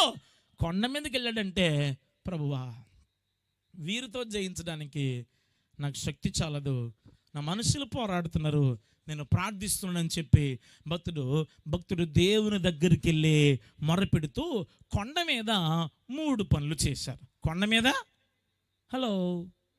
కొండ మీద వేళ్ళోసారి మీ వేలు చూపించండి ఒకసారి. కొండ మీద ఏంటి ఆ 3 పనులు చూడండి. కొండ శిఖరం ఎక్కి కొండ శిఖరం మీద నిలిచెదను. యెహోషువ మోషే తనతో చెప్పినట్లు చేసి మళ్ళా యుద్ధమాడాడు. నన్ను ఆగోసారి, ఈ మోషే ఎవరు? శిష్యుడు కదా. ఇప్పుడు ఏం చెప్పాలి? నీ జనమే నా జనం, నీ దేవుడే నా దేవుడు, యెహోవా జీవముతోడు. నువ్వు కొండెక్తే నేను కొండెక్తాను అనాలా? ఎందుకని? కొండెక్తే సేఫ్గా ఉంటాడు. యుద్ధం ఆడితే ఎవడో కూడా వచ్చి పొడిచేస్తే వేసి రక్తమే జయం పోతాడు పైకి. అలా పోకుండా తెలివిగా కాస్త చమత్కారంగా కామికల్లీ హోరియోన్గా ఏం చేయాలి చెప్పిన, నేను కూడా తనివిగా వాడాను అంటే సేఫ్గా ఉన్నావు. యుద్ధం ఆడాడంటే అర్థం చెప్పిన, మోసే చెప్పింది కష్టమే అని తెలిసిన, మోసే చెప్పింది ఇబ్బంది అని తెలిసిన, మోసే చెప్పింది రిస్క్ అని తెలిసిన, ప్రాణం పోతుందని తెలిసినప్పటికీ తాను యుద్ధమాడాడు. అదే విధేయత చూపించాడు. దేవునికి స్తోత్రం. నెంబర్ 1 రెఫీదీము అనబడిన ఈ సాక్ష్యములో, రెఫీదీము అనబడిన కొండలో నా సాక్ష్యమును కాపాడుకోవాలంటే, సాక్ష్యమును లాగడానికి వస్తున్న అమాలేకీయుడితో సంగమా నేను యుద్ధం ఆడాలంటే నెంబర్ 1 మనమే యుద్ధం ఆడాలని చెప్పాను. రెండవదిగా మనము విధేయత చూపించే వారముగా మనందరము ఉండాలి. దేవునికి స్తోత్రం. Joshua was a great warrior, గొప్ప పోరాట యోధుడు. నువ్వు ఏం చేయాలి? అమ్మా ఇలా చూడన్నాయక్క, ఎప్పుడు చూడలేదు మనుషులకి, ఇలా చూడ. సంఘం ఇక్కడ జరుగుతున్న విషయాన్ని గమనించాలి మీరు. అయ్యా నీతో వచ్చి యుద్ధం ఆడుతున్నట్లేదు ఆయన. మీరు వెళ్ళి పైకి వెళ్ళి ప్రార్థన చేయండి, నేను యుద్ధం ఆడతాను. రేపు చేస్తారు. ఏం చేయండి మరి, అయ్యగారు చెప్పారు కదా. అయ్యగారు చెప్పిన మాట బైబిల్లో మంచి మాట ఉంటుందండి, obedience is better than sacrifices. చెప్పండి, బలు అర్పించుట కంటే, చెప్పాలి, బలు అర్పించుట కంటే మాట వినుట శ్రేష్టం. వీరితో కూడా ప్రార్థించడం కంటే వీరి మాటిని పోరాడమే శ్రేష్టము. హల్లెలూయా. ఈ రోజుల్లో చాలామంది యవ్వన బిడ్డలు ఎలాగున్నారు చెప్పనా? పాస్టర్ గారితో పాటు మంచి బట్టలు వేసుకుని, ఇచ్చట్టు నలిగిపోకుండా టైట్ జీన్స్ వేసుకుని, శుభ్రంగా ఇన్షర్ట్లు చేసుకుని, సరిగ్గా ఆ టైంకి వచ్చి ప్రసంగం స్టార్ట్ అవుతుందనగా చిన్న లవ్ లెటర్ ఇచ్చేదే స్లిప్ ఇచ్చి, ఫలానా వాడు పాట పాడతాడండి అని లెటర్ ఇచ్చి, పాట ఇవ్వకపోతే ఇంకో సమస్య మళ్ళీ నీతో. ఒరే పాట ఇవ్వకపోతే పాస్టర్ గారు ఎంకరేజ్ చేయరు అన్న పెద్ద మనిషివి, ఎలాగని పాస్టర్ గారు వాళ్ళనే పాడించుకుంటారు కానీ మాకు ఇస్తారేటి అనో పొల్లిరుపులు మాటలు మాట్లాడుకున్న పెద్ద మనుషులు, షుగర్ చెత్తమాలు బాత్రూమ్కి వెళ్ళి బాధపడిపోతున్న పెద్ద మనుషులు. మామూలుగా మనలో మనమాట పాట పాడాలనుకున్నప్పుడు ఎప్పుడు రావాలి నువ్వు? 6 గంటలకో 7 గంటలకో రావాలి. కొంచెం పరిచర్య చెయ్యాలి. పరిచర్య చేయడానికి మనసు రాదు, పరిచర్య చేయడానికి చెయ్యి రాదు. తేడా వస్తే మాత్రం చెయ్యి చూపించడానికి మాత్రం వచ్చేస్తుంది. మోషే మనకు మాదిరి. దేవునికి స్తోత్రం. దైవజనుడు చెప్పిన మాట కష్టమే. యుద్ధం ఆడడం కష్టమే కదన్నా. బలం ఉంటే మాత్రం యుద్ధం ఆడొద్దా? కత్తి పట్టుకోవద్దు. అయినప్పటికీ నాదా నువ్వు చెప్పావు కాబట్టి నేను యుద్ధం ఆడతాను. విధేయత చూపించాడు. బైబిల్లో మీకు క్లాసికల్ ఎగ్జాంపుల్ చెప్తాను. ప్రభు మనందరితో మాట్లాడును గాక. 2 చేతులెత్తి దేవునికి స్తోత్రం, చేతులు ఊపుతూ దేవునికి స్తోత్రం. ఒకరోజట మందసమును మోసుకుని వెళ్తున్నాడు. ఎవరైనా? అయ్య బాబోయ్, ఒరే మందసం మోసుకెళ్తుంది ఎవరు? మరి చెప్పరాయి. దావీదే. చెప్పండి ఎవరు? మీరు ఎలా కనపడుతున్నారంటే నాకు బైబిల్ అంతా చదివి మరియమ్మ గారికి యేసుబాబుకు సంబంధం ఏంటని అన్నట్టుగా చూస్తున్నారు మీరు. ఇంకా ఇది ఎక్కడ కూడా దావీదు మనసం పోతుంది ఎవరైతే మీకు తెలీదా? చెప్పాలి ఎవరు? దావీదు మోస్తున్నాడు. ఎద్దంట నాకోను కళ్ళెం దగ్గర కాలు జారిపోయి పడిపోయిందంట. మందసం పడిపోతే ఒకడు వెళ్ళి ఉజ్జలు పట్టుకున్నాడు, చచ్చిపోడంట. చచ్చిపోతే మీరు ఏం చేయాలి మనవాడు? ప్రభువా క్షమించు, నేను I suppose to carry on the shoulders of లెవైట్స్, నేను లేవీలు మీద మొయ్యాలని ఆయన నేను చేసేసాను బాబు తప్పు, వజ్జానికి క్షమించే ప్రభు అంటే ఏదో ఒకటి జరిగింది కదా. ఈయన తెలివిగాని బాబు ఎవరున్నారు ఎక్కడ? పక్కన ఓబేదమన్నాడట. ఇలా రా అన్నాడు. వచ్చేసాడు. ఇది పట్టుకెళ్ళిపో. యాండి ఇది చాలా ప్రమాదకరంగా ఉంది. ఇది ముట్టుకుంటే మా ఊడు చచ్చిపోడు అక్కడ. రేపు పొద్దున మా ఇంట్లోకి 5 భార్యలు, నాకు కదా ఆయనకి కొమ్ము చేయరు కాక, ఆయనకి 5 భార్యలు ఉన్నారు, 10 మంది పిల్లలు ఉన్నారు. ఆ దగ్గర తుడిసారు అనుకో, పుసుకుని పట్టుకుంటే వాళ్ళు చచ్చిపోతారు. నేను చచ్చిపోకుండా ఉండాలంటే అది ముందు మీ ఇంట్లో ఉండాలన్నప్పుడు ఉపయోగం ఏమన్నా చెప్పనా?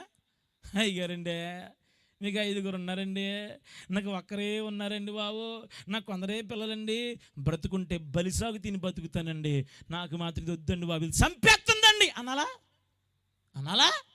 అనలేదైనా. రాజా ఇది నాకు కష్టమే, రాజా ఇది నాకు ప్రమాదమే, రాజా ఇది నాకు మరణకరమైనది, బట్ నీవు చెప్పావు గనక నీ మాటకు లోబడతాను అని లోబడ్డాడు. 3 నెలల్లోగా దీవించబడ్డాడు. దేవునికి స్తోత్రం.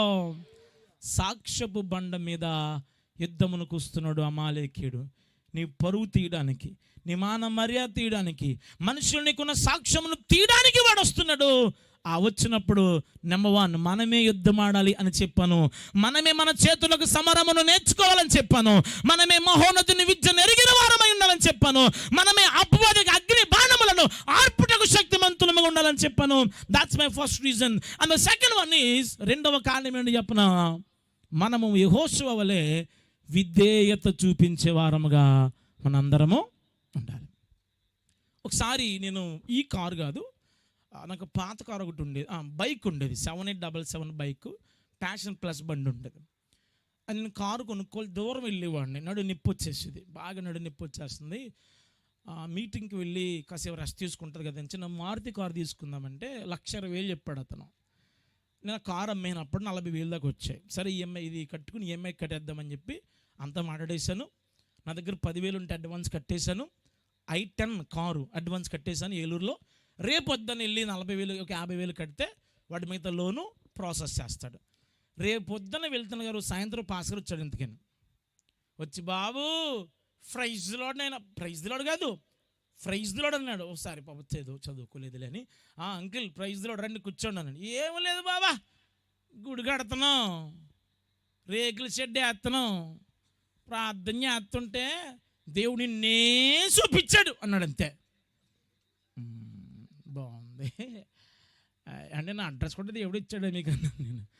నిన్నే చూపించాను, నాకు తెలదే నువ్వు చిన్నప్పటి నుంచి ఎంత ఎంత ఎంత పిల్లగాడు, మరి చిన్నప్పుడు ఎంత పిల్లగాడు అంత పొడుగుంటాడు ఎవడన్నాని, ఎంత పిల్లడట మరి ఎవడన్నా అలాగ ఉంటాడు మరి అంటాడు. నెక్కర్లేసుకుని తిరిగాడు, మరి ఏం చేయాలి? అప్పట్లో ట్రాక్లు ఉన్నాయా? లేవు. ట్రౌజర్స్ ఉన్నాయా? లేవు. నా కొడుకు జీన్స్ ప్యాంటు లేకుండా నా కొడుకు అన్నవాడు బయటకు రాడా? నా కొడుకు ప్యాంపర్ లేకపోతే బయటకు ఇప్పుడప్పుడు మరి లెక్కలు వేసుకపోతే ఇంకేం వేసుకు బట్టలు పుంజు తిరుగుతామా? అలాగే అంకుల్, అలాగే అంకుల్ అంటే సరే నేను చెప్తాను అంకుల్, మీరు వెళ్ళిపోండి అన్నాను. వెళ్ళిపోయిన తర్వాత మళ్ళీ ఫోన్ చేసి, ఇంకా ఆగకూడదు కాదు, ఇప్పుడు వచ్చానా లేకపోతే డబ్బులు కట్టానా అని ఫోన్ చేశాను. ఆడికి ఆడన్నాడు, కాసేపట్లో ఫోన్ చేస్తాను ఆగు అని ఫోన్ చేసి, తమ్ముడా రేపు కూడా రాకు, ఎల్లుండరా అన్నాడు. ఇంకా నా అయిపోను ప్రభు అనుకుంటే మరలా పొద్దున్నే పాలు ప్యాకెట్ అట్టుకుని వచ్చేస్తాడు. ఎందుకని అంటే మా ఆయన కొనలేదు, మా గేటు ముందు ఆడు వేస్తాడు, ఆ పాలు ప్యాకెట్ తీసుకుని సాక్షి పేపర్ తీసుకుని వచ్చేస్తున్నాడు ముందుకి. అయిపోయాను ప్రభు అనుకుని ఇలాగొచ్చిన తర్వాత వచ్చానండి. బావా ఏం చేసావు? దేవుడు చెప్పాడు నాయన, రాత్రి కూడా ప్రార్థన చేశాను రా, దేవుడు చెప్పాడు నాకు, దేవుడు చెప్పాడు ఇమ్మని అంటే, దేవుడు చెప్పాడు కదా ప్రభు, సరేనైనా మరి మీ ఇష్టం, నేను కారు అన్నాను, ఇక్కడ మందిరం అంటున్నాడు, అయినా అబద్ధం ఆడితే దేవుడు చూసుకుంటాడు, పైన చిన్నప్పుడు జరిగిన పెద్ద మనిషి అడక్కడక్క అడుగుతున్నాడు. సరే ప్రభు అని చెప్పి నా దగ్గర డబ్బులన్నీ పట్టుకెళ్ళి అలా ఇచ్చేసానండి. ఇచ్చేసిన తర్వాత చాలా ఇబ్బంది పడిపోయాను. చాలా ఇబ్బంది అంటే ఇచ్చినందుకు కాదు, పరిచర్యలో వాహనం లేక ఇబ్బంది పడిపోయాను. ఒకరోజు నాకు తెలిసిన వాడికి బండి వేసుకుని ఒక ఊరు మీటింగ్కి వెళ్తున్నాను. కుక్క అడ్డం వచ్చింది, పడిపోయాను. కారు పక్క నుంచి వెళ్ళింది, ఒళ్ళంతా కొట్టుపోయింది, మొత్తం పక్క అంతా కొట్టుకుపోయింది, ఈ ఫ్యాంట్ చిరిగిపోయింది, అంతా చిరిగిపోయింది. అక్కడ ఒక అక్క ఉంది, ఆ అక్క మమ్మల్ని ఇంటికి తీసుకెళ్ళి, పోన్లే సహోదరి కదా అని అండర్వేర్ తప్ప ఇదంతా తీసి ఆ స్పిరిట్ వేసి మొత్తం కడిగింది అక్క. చక్కగా కడిగి ఆ పెయిన్ కిల్లర్స్ అన్ని ఇంజెక్షన్ చేసి పరిచర్య చేసి మా బావగారు అంటే వాళ్ళ హస్బెండ్ బట్టలు ఇచ్చి పంపిస్తూ ఉంది. ఆ ఫోటోలు ఫేస్బుక్లో ఈడి పెట్టాడు. ఎందుకని ఎవడో నాకు కూడా వచ్చి పెట్టి అన్నయ్య నన్ను దేవుడు కాపాడాడు, దేవుడు క్షేమంగా కాపాడని ఫేస్బుక్లో ట్యాగ్ చేసి పెట్టాడు. అది అమెరికాలో మా త్వరగారు చూసిందని చూసి, అయ్యో విక్టర్ ఆ బండి ఆవిడే స్పాన్సర్ చేసిందా నాకు ఎంతకని, అయ్యో విక్టర్ నీ బండి నేను చేసిందే కదా, పోయిందంటే అవునమ్మా ఇలా జరిగిందమ్మా, ఇలాగ అయిపోయిందమ్మా, ఇలాగ అయిందమ్మా అంటే నువ్వు ఆగని చెప్పి వాళ్ళ సంఘానికి వాక్యం చెప్పి వాళ్ళ సంఘాలంతా పోగు చేసి 12,53,000 రూపాయలు ఒకేసారి కారు కొనుక్కోవడానికి పంపించేసింది ఆవిడ నాకు. ఒక్కసారి కొట్టి చప్పట్లు కొడుతూ ప్రభు నన్ను మహింపరచగలరా? ఒకసారి ఆగండి. ఒకసారి నేను అతనికి ఎంత ఇచ్చాను అనుకుంటున్నారా? 50,000 ఎంతకని, ఇంకెక్కడ 50,000, 10,000 ఇచ్చేయనుగా, 40,000 మాత్రం ఉన్నాయి. 40,000 వచ్చినప్పుడు నాకు ఆ సేవకుడు చెప్పినప్పుడు అది నా కష్టమా కాదా? హలో, నా ప్రాణం ఎంతండి? ఒక చోట వాక్యం చెప్పడం చిన్న కానుకిస్తే అదే నా జీవితం, అదే నా లైఫ్. ఆదివారం నాడు సంఘంలో నేను బ్రతికేదే నా జీవితం. 50,000 రూపాయల సినిమా మనకు లేదు, కష్టమే. ప్రభు దగ్గర ఒప్పుకున్నప్పుడు ప్రభు దాన్ని దీవెనకరంగా మార్చాడు. ఇక్కడ కూర్చుని మీ జీవితంలో దేవుడు చెబుతున్న మాట నీకు కష్టముగా ఉందా? బాబరే, దేవుడు చెప్తున్న మాట నీకు కష్టముగా ఉందా? కష్టముతో ఉన్నా ఇష్టముగా పరిచర్య చేయి. కష్టమే అయినా ఇష్టముగా చేయి, నష్టమే అయినా దేవుని కొరకు భారంగా చేయి. ఆ భారాన్ని చూసిన దేవుడు నీ పట్ల తన కృప ఏ మాత్రం తక్కువ చేయక దాటిపోని మన దేవుడు. చప్పట్లు కొడుతూ ప్రభునామని మహిమపరచాలి. హల్లెలూయా. రెఫీదీము కొండలో రెఫీదీములో యుద్ధమాడినటువంటి వ్యక్తి ఎలాగూ జయించడండి? మొదటగా వారే యుద్ధం ఆడారు. నెంబర్ 2, మోషే పరిపూర్ణంగా కష్టమే అయినా నష్టమే అయినా విధేయత చూపించాడు. అది రెండో మాట. మూడో మాటని మీకు జ్ఞాపకం చేస్తాను. చూడండి 11 వచ్చిన, మోషే తన చెయ్యి పైకెత్తినప్పుడు గెలిచురి దింపినప్పుడు అమాలేకీలు గెలిచిరి తలపైకి. ఇంత మీకు చెప్పాను కదా, మోషే ఏం చేశాడు చెప్పాలి, చేతులు పైకెత్తి. ఇక్కడ ఏమైంది? గెలిచారు కదా, గెలిచేశారులే అని దించేశాడు. గెలిచేశారులే అని దించేశాడు. అను ఎప్పుడు ఒక విశ్వాసి చేతులు పైకెత్తిన వాడు ఓటములను చేయి పైకెత్తాలి, గెలుపులో కూడా చేయి పైకెత్తాలి. నిత్యము చేయి పైకెత్తి నిత్యము ప్రార్థన పరుడుగా ఉండాలి. గెలుపు వచ్చేసిందిలే, విజయం వచ్చేసిందిలే, ఆశీర్వాదం వచ్చేసిందిలే అని కాస్త రిలాక్స్ అయ్యావా, అపవాది మరలా యాక్టివ్ అయిపోతాడు. ఇప్పుడు కేకులకి క్యాండిల్స్ వస్తున్నాయి, మీరు గమనించారా? ఇలా పెడితే ఊదు అంటారు వాళ్ళు. మరి పొగ్గొట్ట ఊదిన తర్వాత ఆరిపోతాయి. ఆరిపోయి కేక్ కట్ చేద్దామని హ్యాపీ బర్త్డే అనగానే అది మళ్ళా వెలుగుతుంది. మళ్ళీ ఆపేయండి, మరి మళ్ళీ ఆపేయండి. మీరు ఎన్నిసార్లు ఆపినా అది అయిపోయిదాక అలాగా.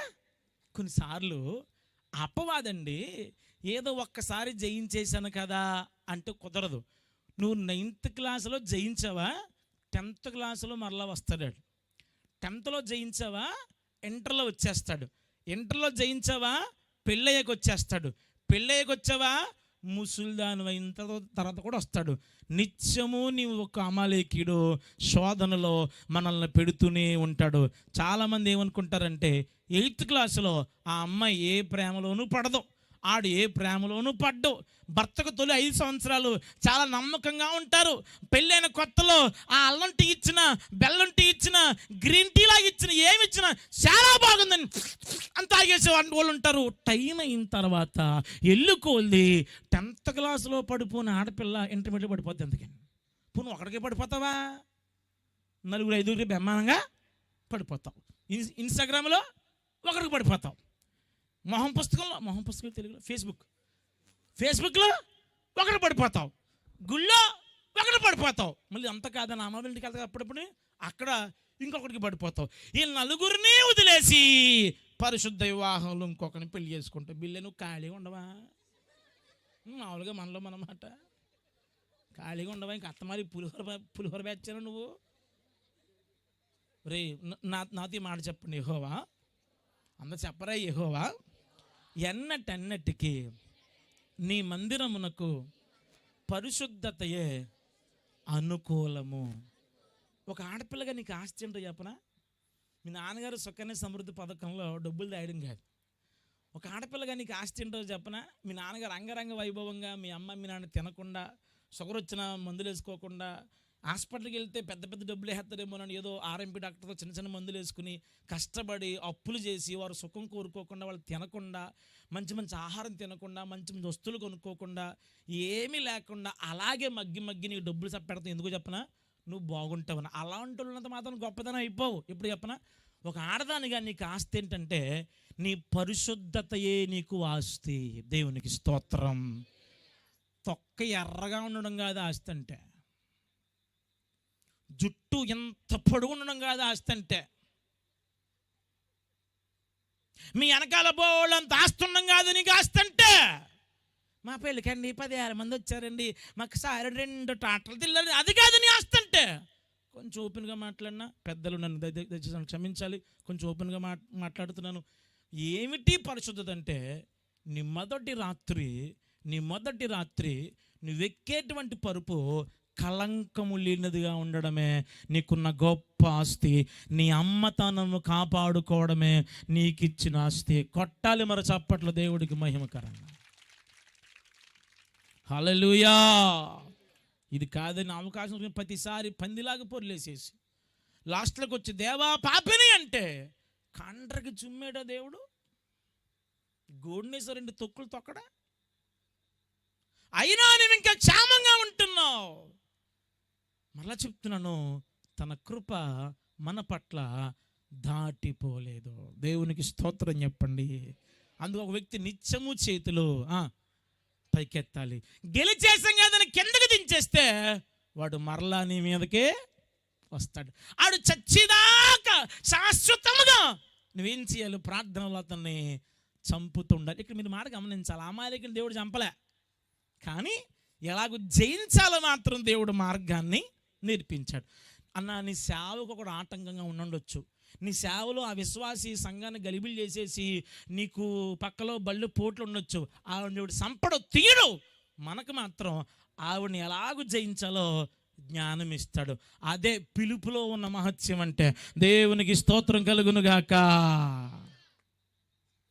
నీ శత్రువును ప్రభు తీయడో, శత్రువును జయించడానికి మాత్రం దేవుడు జ్ఞానాన్ని ఇస్తాడు. అదే మోషే చేతులు పైకెత్తిన అనుభవం.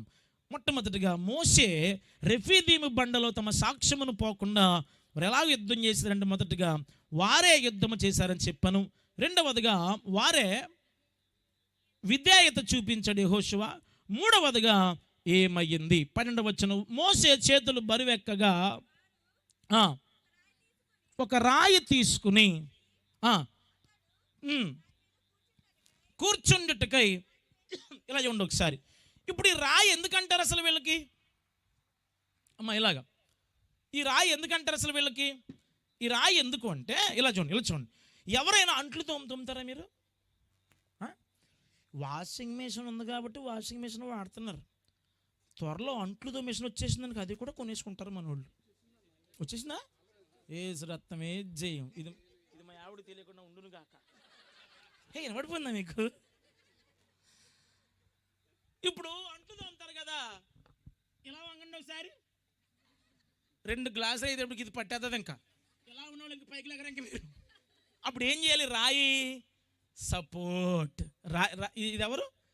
పీట రాయి మనకు కొంచెం సపోర్ట్గా ఉంటే దాని మీద కూర్చుని శుభ్రంగా తోముతూ ఉంటే, అంట్లు తోముతుంటే, బట్టలు ఉతుకుతూ ఉంటే, ఏమైనా కడుగుతూ ఉంటే, ఈ రాయి మీద మనం ఆధారపడ్డాం కదా. ఈ రాయి మనకి 2 నిమిషాల్లో అరిగిపోయే 2 నిమిషాల్లో అలిసిపోయే మన నడుముకి 2 గంటలైనా ఈ రాయి మనకి ఏం చేస్తుంది? సపోర్ట్గా ఉంటుంది. బైబిల్లో రాయి ఎవరు చెప్పనా? బైబిల్లో రాయి ఎవరో చెప్పనా? బైబిల్లో రాయి అనగా వాక్యమునకు గుర్తు. దేవునికి స్తోత్రం చెప్పండి. హల్లెలూయా. ఇదిగో ఏదో రాయి మీద కూర్చున్నాడు, చేతులు బరువెక్కువైపోయాయి, కూర్చోలేకపోతున్నాడు, చేతులు దించేశాడు, ఓడిపోతున్నారు. అందుకు అతను ఆధారపడిన ఆయుధం ఎవరో చెప్పన? రాతి మీద ఆనుకున్నారు.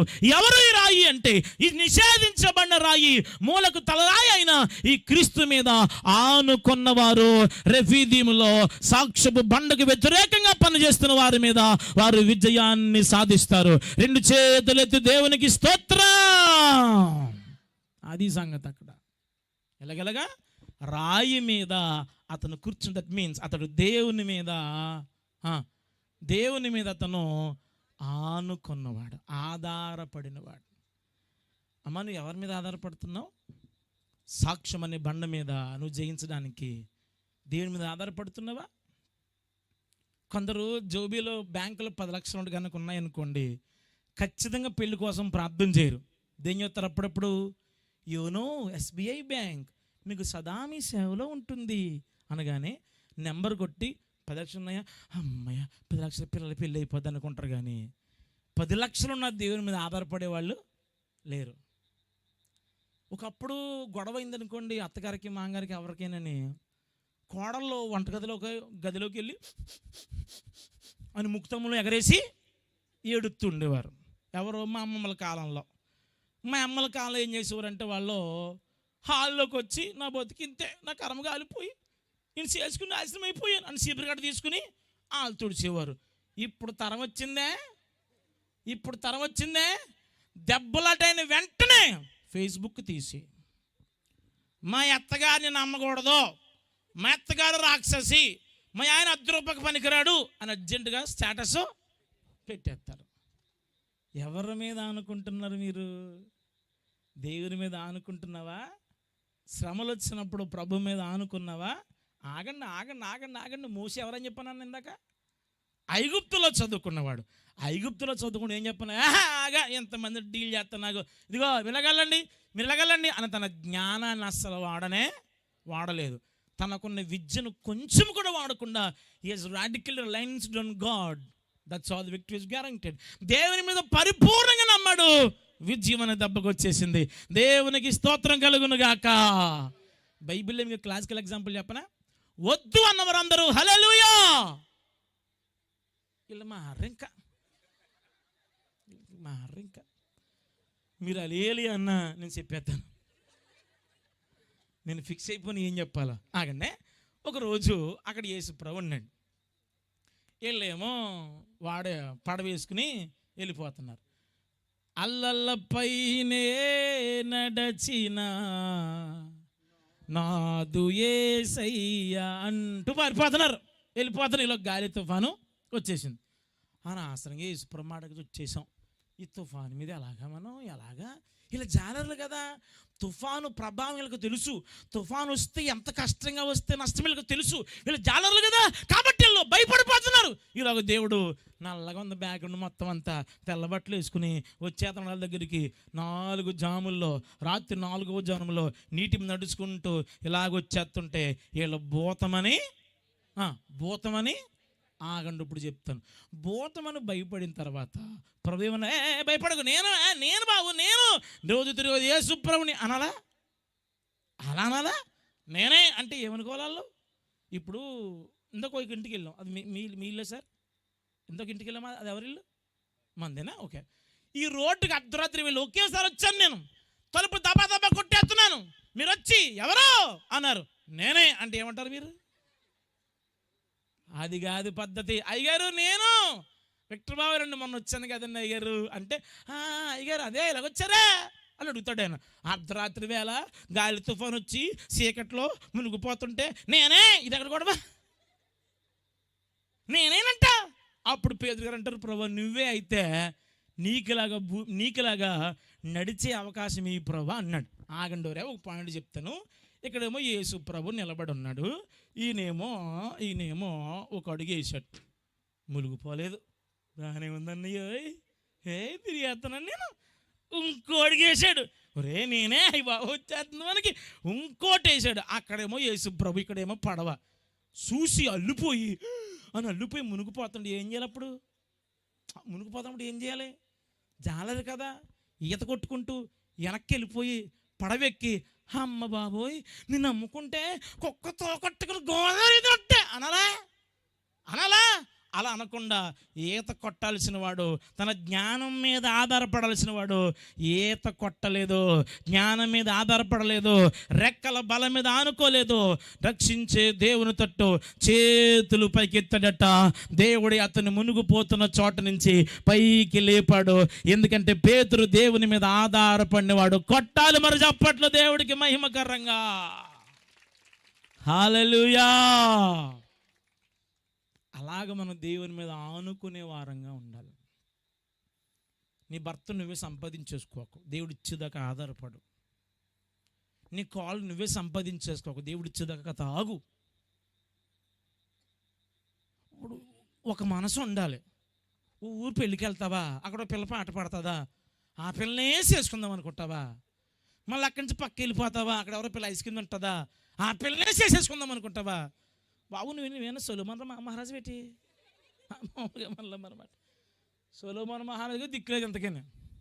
అంత అయిన తర్వాత ఏమన్నాడు? అంతా వ్యర్థమని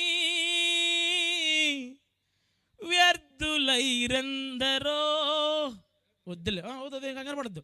ఇప్పుడు దాకా కొట్టారు పాప, ఏ సత్యమే చేయమా కదా, రెస్ట్ తీసుకునేవాడిని కదా.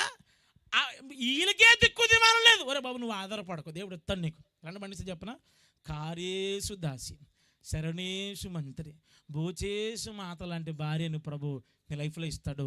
నువ్వు దేవుని మీద ఆనుకున్నవాడివైతే. దేవునికి స్తోత్రం చెప్పండి. హల్లెలూయా. దేని మీద ఏం చేయాలి మనం? ఆనుకోవాలి. లెక్కల మీద ఆధారకోకు. నాకు ఎక్కలు వచ్చండి, నాకు లెక్కలు వచ్చాయంటే కుదరదు. ఏమొచ్చినా దేని మీద ఆధారపడు. నీ యవ్వన కాలంలో బలం ఉంది, వయసు ఉంది, ఎంజాయ్ చేస్తానో, దేని మీద ఆధారపడు. ప్రతి సందర్భంలో బలంతో జయించకో, హింసతో జయించకో, రాజకీయంతో జయించకో. దేన్నైనా ప్రార్థనతో జయించే వారముగా, ఆయన మీద ఆనుకుని మనం జయించే వారముగా ఈ లోకమందు మనం అందరం ఉండాలి. దేవునికి స్తోత్రం కలుగునుగాక. హల్లెలూయా. రాతి మీద ఆనుకున్నారు అనగా ఈ క్రీస్తు మీద వారు ఆనుకున్నారని చెప్పానది మూడో మాట. నాలుగో మాట జ్ఞాపకం చేస్తాను చూడండి. రాయిని తీసుకుని వచ్చి వేసిరి. అహరోను హూరులు ఒకడు ఈ ప్రక్కను ఒకడు ఆ ప్రక్కను అతని చేతులను ఆదుకొనగా. చాలు, కొండ మీద చేస్తున్న పని చెప్తున్నా. మొదటికి ఏం చేశారు వాళ్ళు? సాక్ష్యములో యుద్ధమునకు వస్తున్నప్పుడు వీరే వారిని పోరాడాలని చెప్పాను, వీరే విధేయత చూపించారని చెప్పాను. మోషేనే బండ మీద అనే క్రీస్తు మీద ఆనుకోండి అని చెప్పాను. నాలుగవదిగా తను మోకరించేలా చేతులు పైకెత్తి ప్రార్థిస్తారు. తనకు అర్థమైపోయింది. నేను చేతులు దించితే ఇలా ఓడిపోతున్నారా బాబు అని చెప్పి చేతులు పైకెత్తితే ఎవరినైనా పిలిచాడా? ఒరే పైకి రండి, చేయి లాగేస్తుంది, అసలే షుగర్ ఒకటి, వయసు పెరిగిపోతుంది, చేయి లాగేస్తుంది అని పిలిచాడా? పిలవకుండా హూరు అహరోన్లు దైవజనుని యొక్క అవసరాన్ని గుర్తించారు. దైవజనుని అవసరాన్ని గుర్తించారు. దేవుని పనికి అవసరమేంటో గుర్తించారు. వారే గుర్తించి వారే వాలంటీర్గా వచ్చి అతని చేతులను ఆదుకున్నారంట. గట్టిగా చప్పట్లు కొడుతూ ప్రభునామని మహిమపరచుదాము. హల్లెలూయా. నిన్న ఓ ప్రాంతానికి వెళ్ళాను సార్. ఆ సంఘానికి 5 సంవత్సరాల నుంచి వెళ్తున్నాను. నేను 5 సంవత్సరాల నుంచి వెళ్తున్నాను. ఆ చుట్టుపక్కల ప్రాంతానికి సంవత్సరానికి 50 సార్లు వెళ్తాను. నాకు బాగా తెలిసిన బ్యాచ్ వెళ్తుంటే అక్కడ నైట్లు షెడ్లు ఆడుతున్నారు వాళ్ళు. రే వెళ్ళరా, పని ఎట్రా నీకు, ప్రార్థన జరుగుతుంటే రావా అన్నాను. అన్నాడు, పాస్టర్ గారు పిల్లలేదన్న మనల్ని అన్నాడు. పాస్టర్ గారు పిల్లలా నిన్ను? ఇదేమో వాళ్ళ కూతురు పెళ్ళేటి? వాళ్ళ అమ్మాయి వెళ్ళా? ఆ నాన్నకి షష్టిపూర్తా? ఎవరిది? దేవుని పని. నువ్వేం చేయాలి? ప్రేరేపించబడాలి. దీనికి ప్రేరేపణ రావు. కచ్చాలు పోసేసుకుని జగడమాటం అంటే మాత్రం అభిషేకం రెండంతలుగా వచ్చేసి రెడ్డగా చూసిన ఆంపుతో రెచ్చిపోమంటే బెమ్మానంగా వచ్చేది అభిషేకం మనకి. దేవుని పని వెదుక్కోవాలి. దేవుని పని వెదుక్కోవాలి. ఏ పని ఉంటే ఆ పని చేయాలి.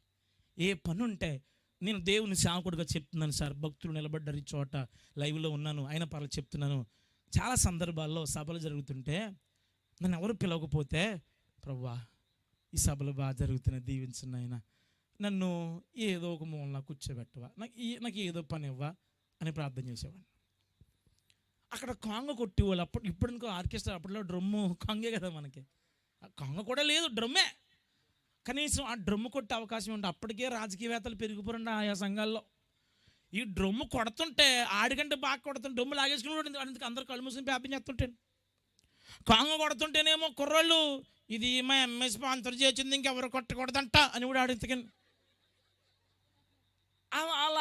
అలాంటి పరిస్థితి ఈరోజు నిజంగా దేవుని కృపలో ఒకరోజు రష్టివా ప్రభా అని ప్రార్థన చేస్తున్నాను నేను. దేవునికి స్తోత్రం కలుగును గాక. అమ్మ, దేవుడు అన్ని మార్లు అవకాశం ఇవ్వడు. వచ్చినప్పుడు మనం సద్వినియోగపరుచుకుని మనకు మనమే ప్రేరేపించబడాలి. మనకు మనమే ప్రేరేపించబడాలి. చిన్న క్లాసికల్ ఎగ్జాంపుల్ చెప్తాను. బైబిల్లో మొదటగా యేసు ప్రభువుని పెళ్ళేది గట్టిగా చెప్పాలి. ఇగో చెప్పండి, అది పెళ్ళో అది మీకు చెప్పాలి. కానాను వెళ్ళారా? ఆ కానా పెళ్ళికి వెళ్ళారు. అక్కడ అమ్మ ద్రాక్షరసం అయిపోయింది, మీ అబ్బాయి చెప్పని ఎవరైనా చెప్పారని వాళ్ళకి చెప్పలేదు. ఈవిడే ప్రేరేపించబడింది. దేవునికి స్తోత్రం. అందుకే ఆమెని అమ్మా అని అందరి ముందు గౌరవించాడు ఆయన. అమ్మా అని అందరి ముందు గౌరవించాడు ఆయన. చివరికి ఆ పని చేసిన వాళ్ళకి తెలిసింది, కానీ విందు ప్రధానికుడు ఈ నీళ్ళు ఎవరు మార్చారో తెలియదు. ఎందుకు చెప్పనా? అక్కడ మరియా అవసరాన్ని గుర్తించింది. మీరు ఎప్పుడన్నా ఒకరి అవసరాన్ని గుర్తించారా? ఒరే బాబు, పిల్లలు మీ అమ్మలింటికి వెళ్తున్నారా? అక్కడ నానమ్మ అమ్మమ్మ ఉన్నారా? వాళ్ళ షేకింగ్ని బట్టి మీరు కనిపెట్టేయాలి. మామ బీపీ బిల్లలు వేసుకోలేదు, మామ షుగర్ బిల్లు వేసుకోలేదు, మామ ఇదిగో పప్పలు కొనుక్కో అని ₹1 పెడతాం మనకు చేత కాదు. సంపాదిస్తున్నావుగా, ₹1 ఇవ్వలేవా? కొంత అమౌంట్ ఇచ్చి అమ్మ ఇదిగో నీకు కావలసింది కొనుక్కో, పెద్ద వయసు, నువ్వు ఎదుగావు, నోరు తెసి 10 దానికి ఒరే నాకు అదెట్టు ఇదెట్టు నువ్వు అడగలే, డబ్బులు పెట్టుకో అని అంటారు. రాదు అసలు చాలామందికి. మా తాతయ్య మమ్మల్ని పెంచాడు, మా నాన్న పెంచాడు. పగలు లారీ మీదకి వెళ్ళివాడండి, పగలు దొండకాయ బత్తాలు మోసివాడండి, రాత్రి మళ్ళీ పనులకు వెళ్ళివాడండి. మళ్ళీ పనులకు వెళ్ళి వస్తూ అక్కడ కాయగూరైనా మిగిలితే అది పట్టుకొచ్చి ఇంటి కట్టుకొచ్చి మమ్మల్ని పెంచాడు మా తాత. నేను ఎదిగిన తర్వాత సరదాగా వెళ్ళి ఒక ₹200 కాగితం తీసి తాత పప్పలు కొనుక్కో అని ఇచ్చేవాడు. ₹2 ఆయనకి ఇవ్వడం ఆయన స్థాయి, 200 ఇవ్వడం నాకు స్థాయి. మనం ఎదిగి కోల్ది ఎలాగ ఉండాలంటే కుటుంబానికి బరువుగా ఉండకూడదు, బాధ్యతగా ఉండాలి. ఈనాటి ఆడపిల్లగా ఇలాంటి బాధ్యత లేదు కానండి. స్కూల్కి వెళ్ళిపోయండి, స్కూల్ నుంచి రాగానేనండి ఫోన్ పట్టుకునండి, యూనిఫామ్ మార్చరండి. వీళ్ళకి ఇదేం పోయేకాలమా కానీ పొద్దున్న సాయంకాలం ఉన్నారు కొంపరాదండి మీకు. అయినా సరే అదే బట్టలతో ఫోన్ పట్టుకుని డాబా మీదకి వెళ్ళి ఇప్పుడు దాకా ఆడితో మాట్లాడావుగా ఆ ఊడిపోయినోడితోని, అదే ఆ కుర్రోడితోని మళ్ళీ ఫోన్ వెళ్ళిన తర్వాత అదే బస్సులో వెళ్ళాను, అది ఇలా తిరిగాను అని కాలుగాని పిల్లాగు తిరుగుతుండి కింద అమ్మా తిండి రెడీ అయిపోయింది తింది కానీ రా అంటే private class mummy, private class అది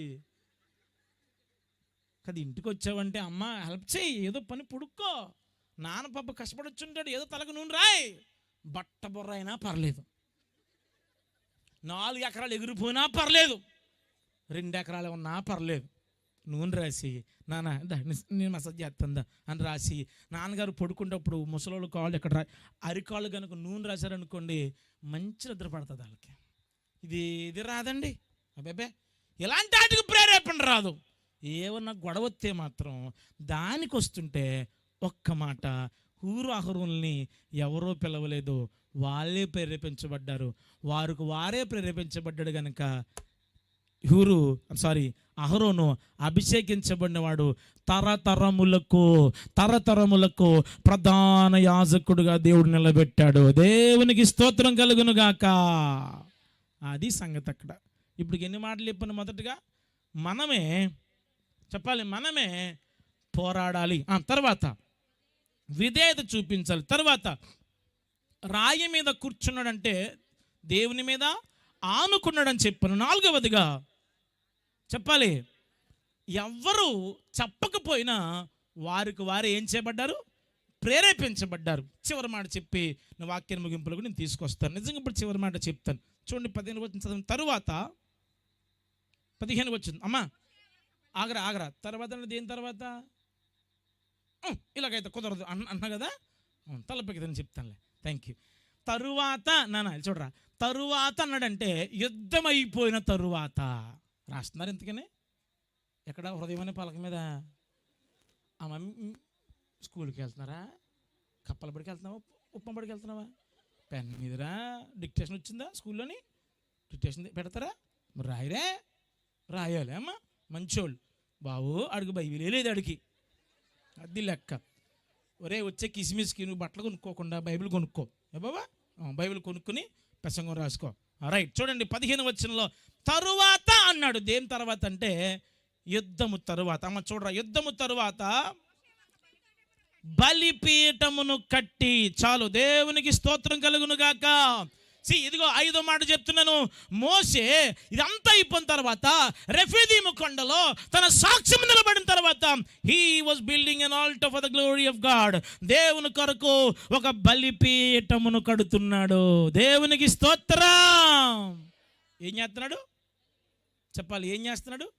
బలిపీఠం కడుతున్నాడు. బలిపీఠము దేని గుర్తు అంటే కృతజ్ఞతకు గుర్తు. చెప్పండి, దేని గుర్తు అంటే అర్థం చెప్పనా? ప్రవ్వా మేము ఇప్పుడు దాకా గడ్డు కోసుకునే వాళ్ళు నాయన, మేము ఇప్పుడు దాకా ప్రవ్వా ఈ బాధలు తెలిసి అని మెరగడం మాకు రాదు నాయన, అలాంటి యుద్ధ ప్రావీణ్యత లేని మాకు నీ మీద ఆనుకున్న వెంటనే you gave us victory God, నువ్వు మాకు విజయం ఇచ్చావు ప్రవ్వా, నీకు థ్యాంక్స్ నేనని చెప్పి దేవునికి కృతజ్ఞతలు చెల్లించాడు. దేవునికి స్తోత్రం కలుగును గాక.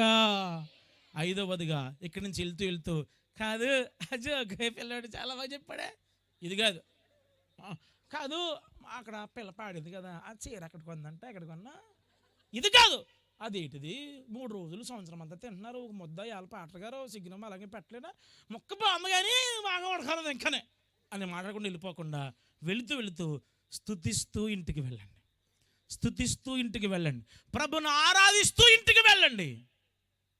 అలా స్తుతిస్తూ ఆరాధిస్తూ ఇంటికి వెళితే ఇక్కడ దీవెన, ఈ దైవజనుల అభిషేకం, వీళ్ళు చేతులు పైకెత్తగా ప్రార్థన చేసిన మహిమ, ఇందాక మా సోదరి పెరిసి గారు పాడినప్పుడు దిగిన మహిమ నీతో పాటు నీ ఇంటి వరకు వెళ్తుంది. అది నీ ఇంటి వారికి దీవెనకరంగా ఉంటుంది. దెబ్బకు దేవుడే రావాలా, మన దరిద్రం పోవాలా. దేవునికి స్తోత్రం కలుగును గాక. బలిపీఠమును కట్టుదము రండి.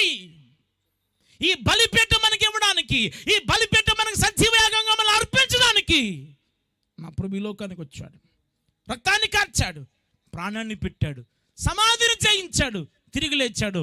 ఆయన మరలా ఈ లోకానికి రాబోతున్నాడు. ఆయన వస్తూ ఎవరైతే రెఫీదీములో తమ సాక్ష్యమును కాపాడుకుంటారో వారెత్తబడతారు. అట్టి కృప ప్రభు రాకడ మన పోకడ పర్యంతము మనందరికి దయచేయునుగాక. అందరూ లాగు లేచి నిలబడండి. ఇంకా సేవకులు రవికుమార్, అజరియా నాన్నగారు, ఇంకా ఎవరైనా సేవకులు దయచేసి ముందుకు రండి. ఇప్పుడు మనకు సేవకులు ఉన్నారా?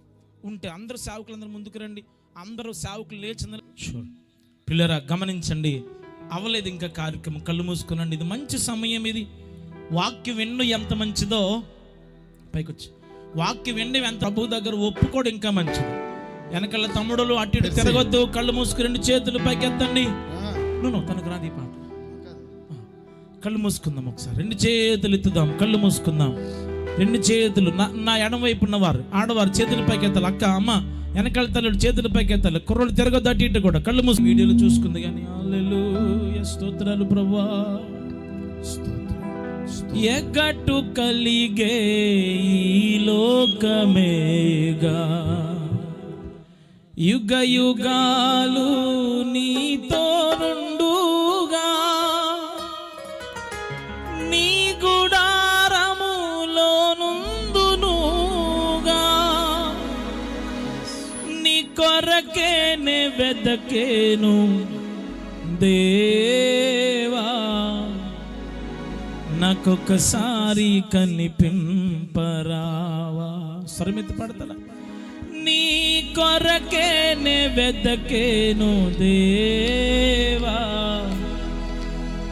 నాకొకసారి కనిపింపరావా.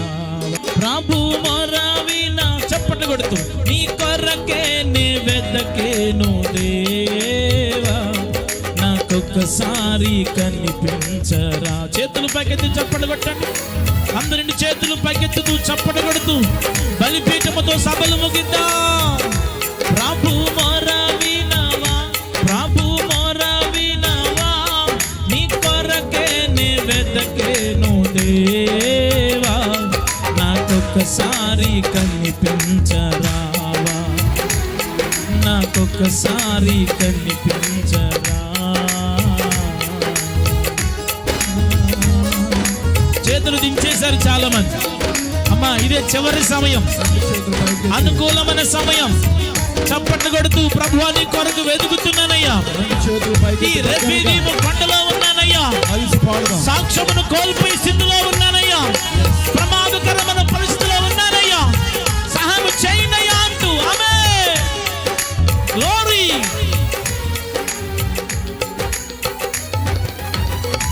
ఎక్కలేని ఎత్తైన కొండ ఎక్కించుము నన్ను పరిశుద్ధ కొండ,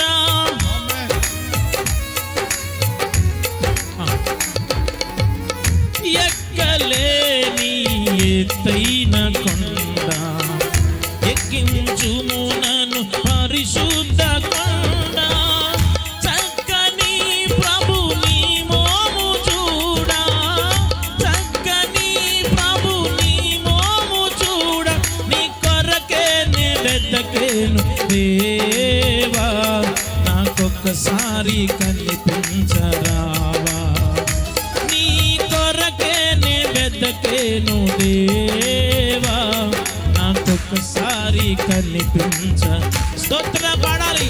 ప్రభు మొరవినవా, ప్రభు మొరవినవా, నీ కొరకే నే వెదకేను దేవా, నాకొకసారి కనిపించరావా, నాకొకసారి కనిపించరా.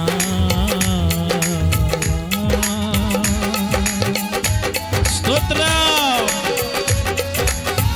మన ఆశ్రయము నీవే, మన మిత్రుడు ఆయనే, మన కొండ దేవుడే, మన కోట దేవుడే, ఆశ్రయపురము దేవుడే. ప్రభునామాన్ని మహిమపరుస్తూ గ్లోరీ. అలసిపోకుండా చప్పట్లు కొడుతూ ప్రభునామాన్ని మహిమపరుచుతూ దైవ దీవెనలు పొందుదాం.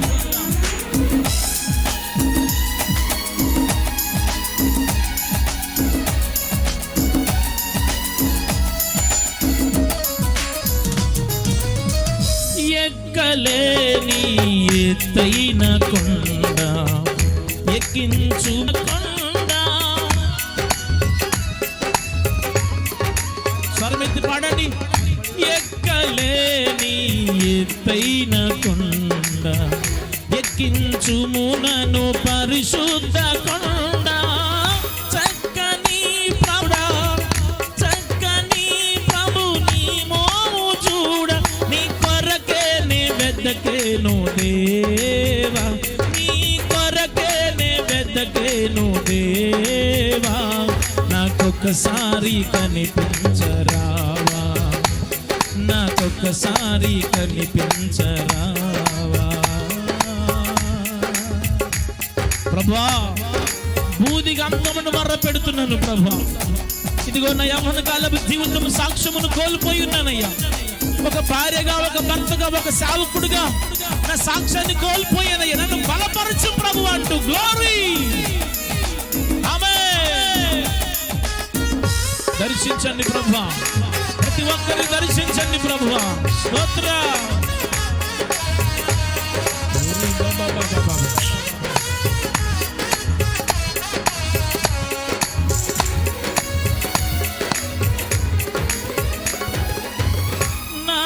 ప్రాణం తల్లాడిల్లాగా బూది గంతముల నుండి ఏగా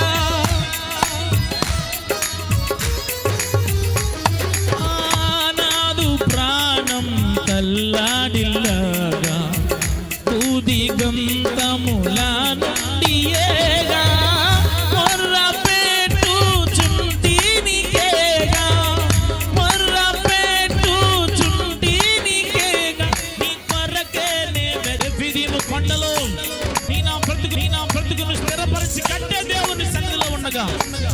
అందరూ కళ్ళు మూసుకుని ప్రభు దీవెన పొందుతూ ఆమేన్. గ్లోరీ.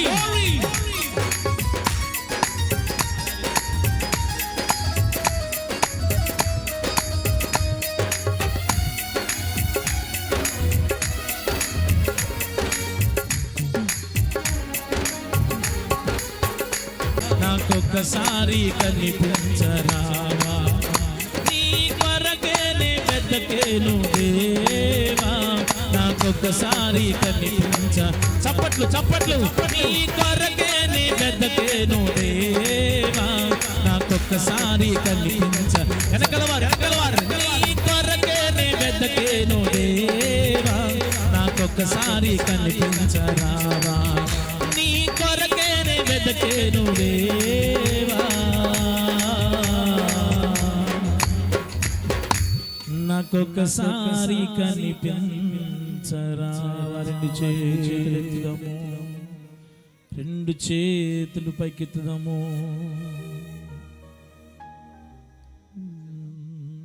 నీ కొరకేనే వెదకేను దేవా.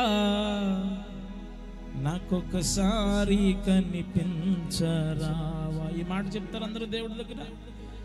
నీ కొరకేనే వెదకేను దేవా. నాకొక్కసారి కనిపించరావా. పరిశుద్ధము నమ్మదగిన మా తండ్రి, మీ నామానికి స్తోత్రాలు. మీరిచ్చిన ఈ చక్కని కృపను బట్టి మీ నామానికి ఎంత వందనస్తులమైనాం. దైవజనులను మీరు ఏర్పాటు చేసుకుని ప్రాంతంలో హెచ్చించబడుతున్న మీ నామాన్ని బట్టి స్తోత్రాలు. ఈ దేవదూతలకు లేని మిక్కిలి విలుగైన పరిచర్యలో మేమును వాడబడ్డానికి పాలు పంపులు పొందాలని చూపిన కృపకు స్తోత్రాలు. కుటుంబాన్ని మీరు దీవించి మీరు ఆస్వాదించండి. వారికి ఇచ్చిన సమస్త పరిచర్య చుట్టూ హస్తముంచండి. చక్కని సంగీత పరిచేసిన బిడ్డలను దీవించండి. సౌండ్ సిస్టమ్ వారిని వీడియో టేకింగ్ అండ్ మేకింగ్ చేస్తున్న బిడ్డలను, చేరువచ్చిన బిడ్డలందరినీ దీవించి మీరు ఆస్వాదించి మీ నామానికి మహిమ తెచ్చుకున్నామని రాత్రి చక్కని నిద్ర వారికి దయచేయండి. చురుకైన మెలకువ దయచేయండి. ఉదయం లేచి మీ నామాన్ని చదివించి కృపను దయచేయండి. రెఫీదీము బండలో తమ సాక్ష్యమును కోల్పోని కృప బిడ్డలందరికీ దయచేయమని యేసు నామములో వేడుకుంటున్నాను పరమ తండ్రి. చెప్పండి బిగ్గరగా ఆమేన్. ఒకసారి గట్టిగా చప్పట్లు కొడుతూ ప్రభు నామాన్ని మహిమపరచుదామా. హల్లెలూయా. నాదొక చిన్న మనవి, మీకేమాత్రం అవకాశం ఉన్నా ఫోన్లో యూట్యూబ్లో పాస్టర్ గ్రేస్ విక్టర్ నా పేరు కొడితే నా ఛానల్ ఓపెన్ అవుతుంది. అది సబ్స్క్రైబ్ చేసుకుని ఇలాంటి వర్తమానాలు వింటూ అనేకులకు పంచిపెడుతూ ఉపయోగపడాలని ప్రభు పెట్టి మనం చేస్తూ అందరికీ ప్రత్యేకమైన వందనాలు. Praise lord.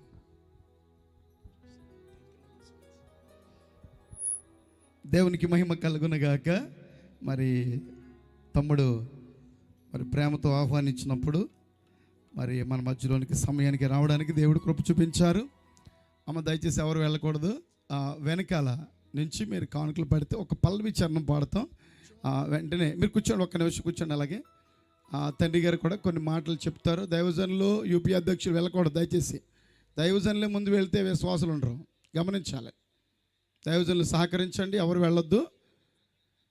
ఒక 5 నిమిషాల్లో ఈ కార్యక్రమంతో ముగిస్తాం. మీరు వెళ్ళిపోండి వెనక్కి. ఒక పల్లవి చరణం పాడిన వెంటనే నేను కొన్ని విషయాలు చెప్తాను. మరి ఎంతో ప్రేమతో ఆహ్వానించినప్పుడు మన మధ్యలోకి వచ్చినండి తమ్ముడు గ్రేస్ విక్టర్కి మరొకసారి మన శాలేం ఎవెంజలికల్ మినిస్ట్రీ తరపున ప్రత్యేక వందనాలు తెలియపరుస్తున్నాం. యూత్ బిడ్డలు వెనక నుంచి కానుకలు పట్టిన ఇద్దరు ఇల్లమ్మాయి త్వరగా. ఒక పల్లవి మాత్రమే, చరణం మాత్రం పాడతాం, ఎక్కువ ఉండదు. వెంటనే తండ్రి గారు కొన్ని విషయాలు చెప్తారు, అప్పుడు వెంటనే మనం ముగించుకుంటాం. నూతన కార్యములు, ఘనమైన కార్యములు, ఆశ్చర్య కార్యములు, అంతులేని కార్యములు నీవు మాత్రమే చేయగలవయ్యా, నీవు మాత్రమే చేయగలవు, ఎత్తబడుతున్న కానుకలు నీవు మాత్రమే ప్రేరేపిస్తే నీవు మరి తప్పనిసరిగా మీ అమూల్యమైన కానుకను ఇవ్వడానికి ఇష్టపడండి. హృదయపూర్వకంగా ఇవ్వడానికి ఇష్టపడండి.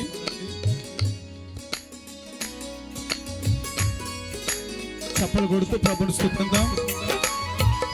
వెనక నుంచి త్వరగా పట్టుకు రావాలి, లేట్ చేయకూడదు.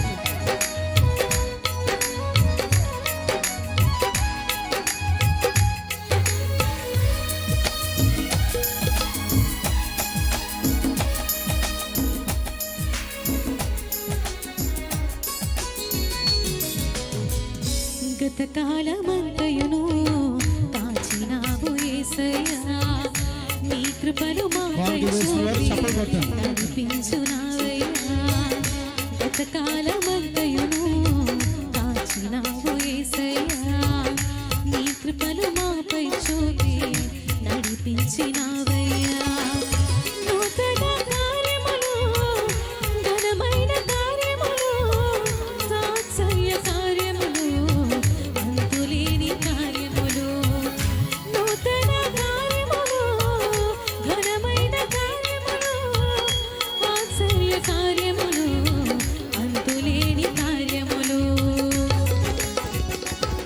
నీవు మాత్రమే చేయగలవయ్యా, నీవు మాత్రమే చేయగలవు, నీవు మాత్రమే చేయగలవయ్యా, నీవు మాత్రమే చేయగలవు.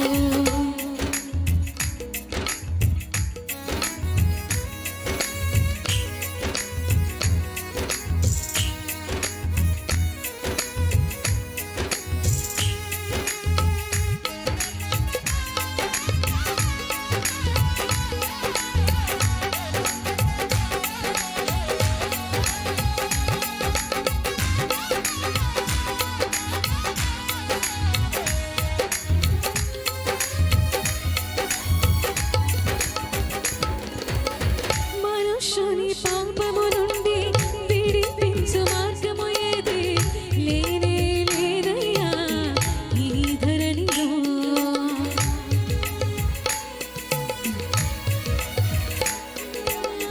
మనుష్యుని పాపము నుండి విడిపించు మార్గము ఏది లేనే లేదయ్యా ఈ ధరణిలో.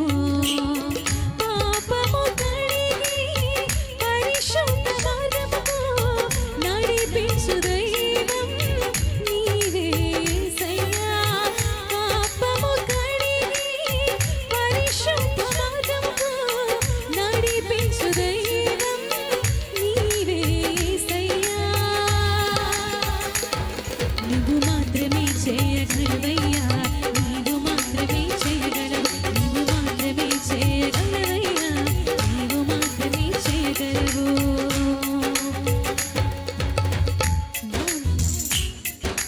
నీవు మాత్రమే చేయగలవు. దేవునికి మహిమ కలుగునుగాక. దయచేసి నా మనవి ఒక 2 మాటలు వినండి. రమ ఇది 36 సంవత్సరాలు పూర్తయి 37వ సంవత్సరం వార్షికోత్సవం ఇది. మరి దేవుడు ఈ 3 దినాలు కూడా ఘనముగా జరిగించడానికి మీ అందరూ చేసిన ప్రార్థన, మరి దైవజనులు ముగ్గురిని కూడా దేవుడు పరిశుద్ధాత్మ చేత వాడుకున్నారు. విన్న మాటలు మనందరి హృదయాల్లో ముద్రించి నీరు కట్టి ఫలించేలాగా ప్రతిరోజు కూడా మీరు ప్రార్థించండి. మరి నా సభలో వెనకాల మీరు బ్యానర్ చూస్తుంటారు, అక్కడికి కూడా ఆఖరి రోజు రాత్రి తమ్ముడు వస్తున్నారు, గ్రేస్ విక్టర్ అన్న. మార్చి నెల 26, 27, 28 మొదటి రాత్రి మరి దైవజనులు కిరణ్ పాల్ గారు మన మధ్యలోకి వస్తున్నారు గుడివాడ నుంచి. రెండవ రోజు రాత్రి మరి జేమ్స్ గారు మరి వేటలపాల నుంచి మన మధ్యలోకి వస్తున్నారు. ఆఖరి రాత్రి గ్రేస్ విక్టర్ గారు మన మధ్యలో ఉంటారు. మార్చి నెల 26, 27, 28 తారీఖుల్లో ఎప్పటి నుంచి మీరు అందరూ కూడా ప్రార్థించండి, తప్పనిసరిగా పాల్గొవాలని ప్రేమతో తెలియపరుస్తున్నా ఈ సమయం తండ్రి కలిగిస్తున్నాం.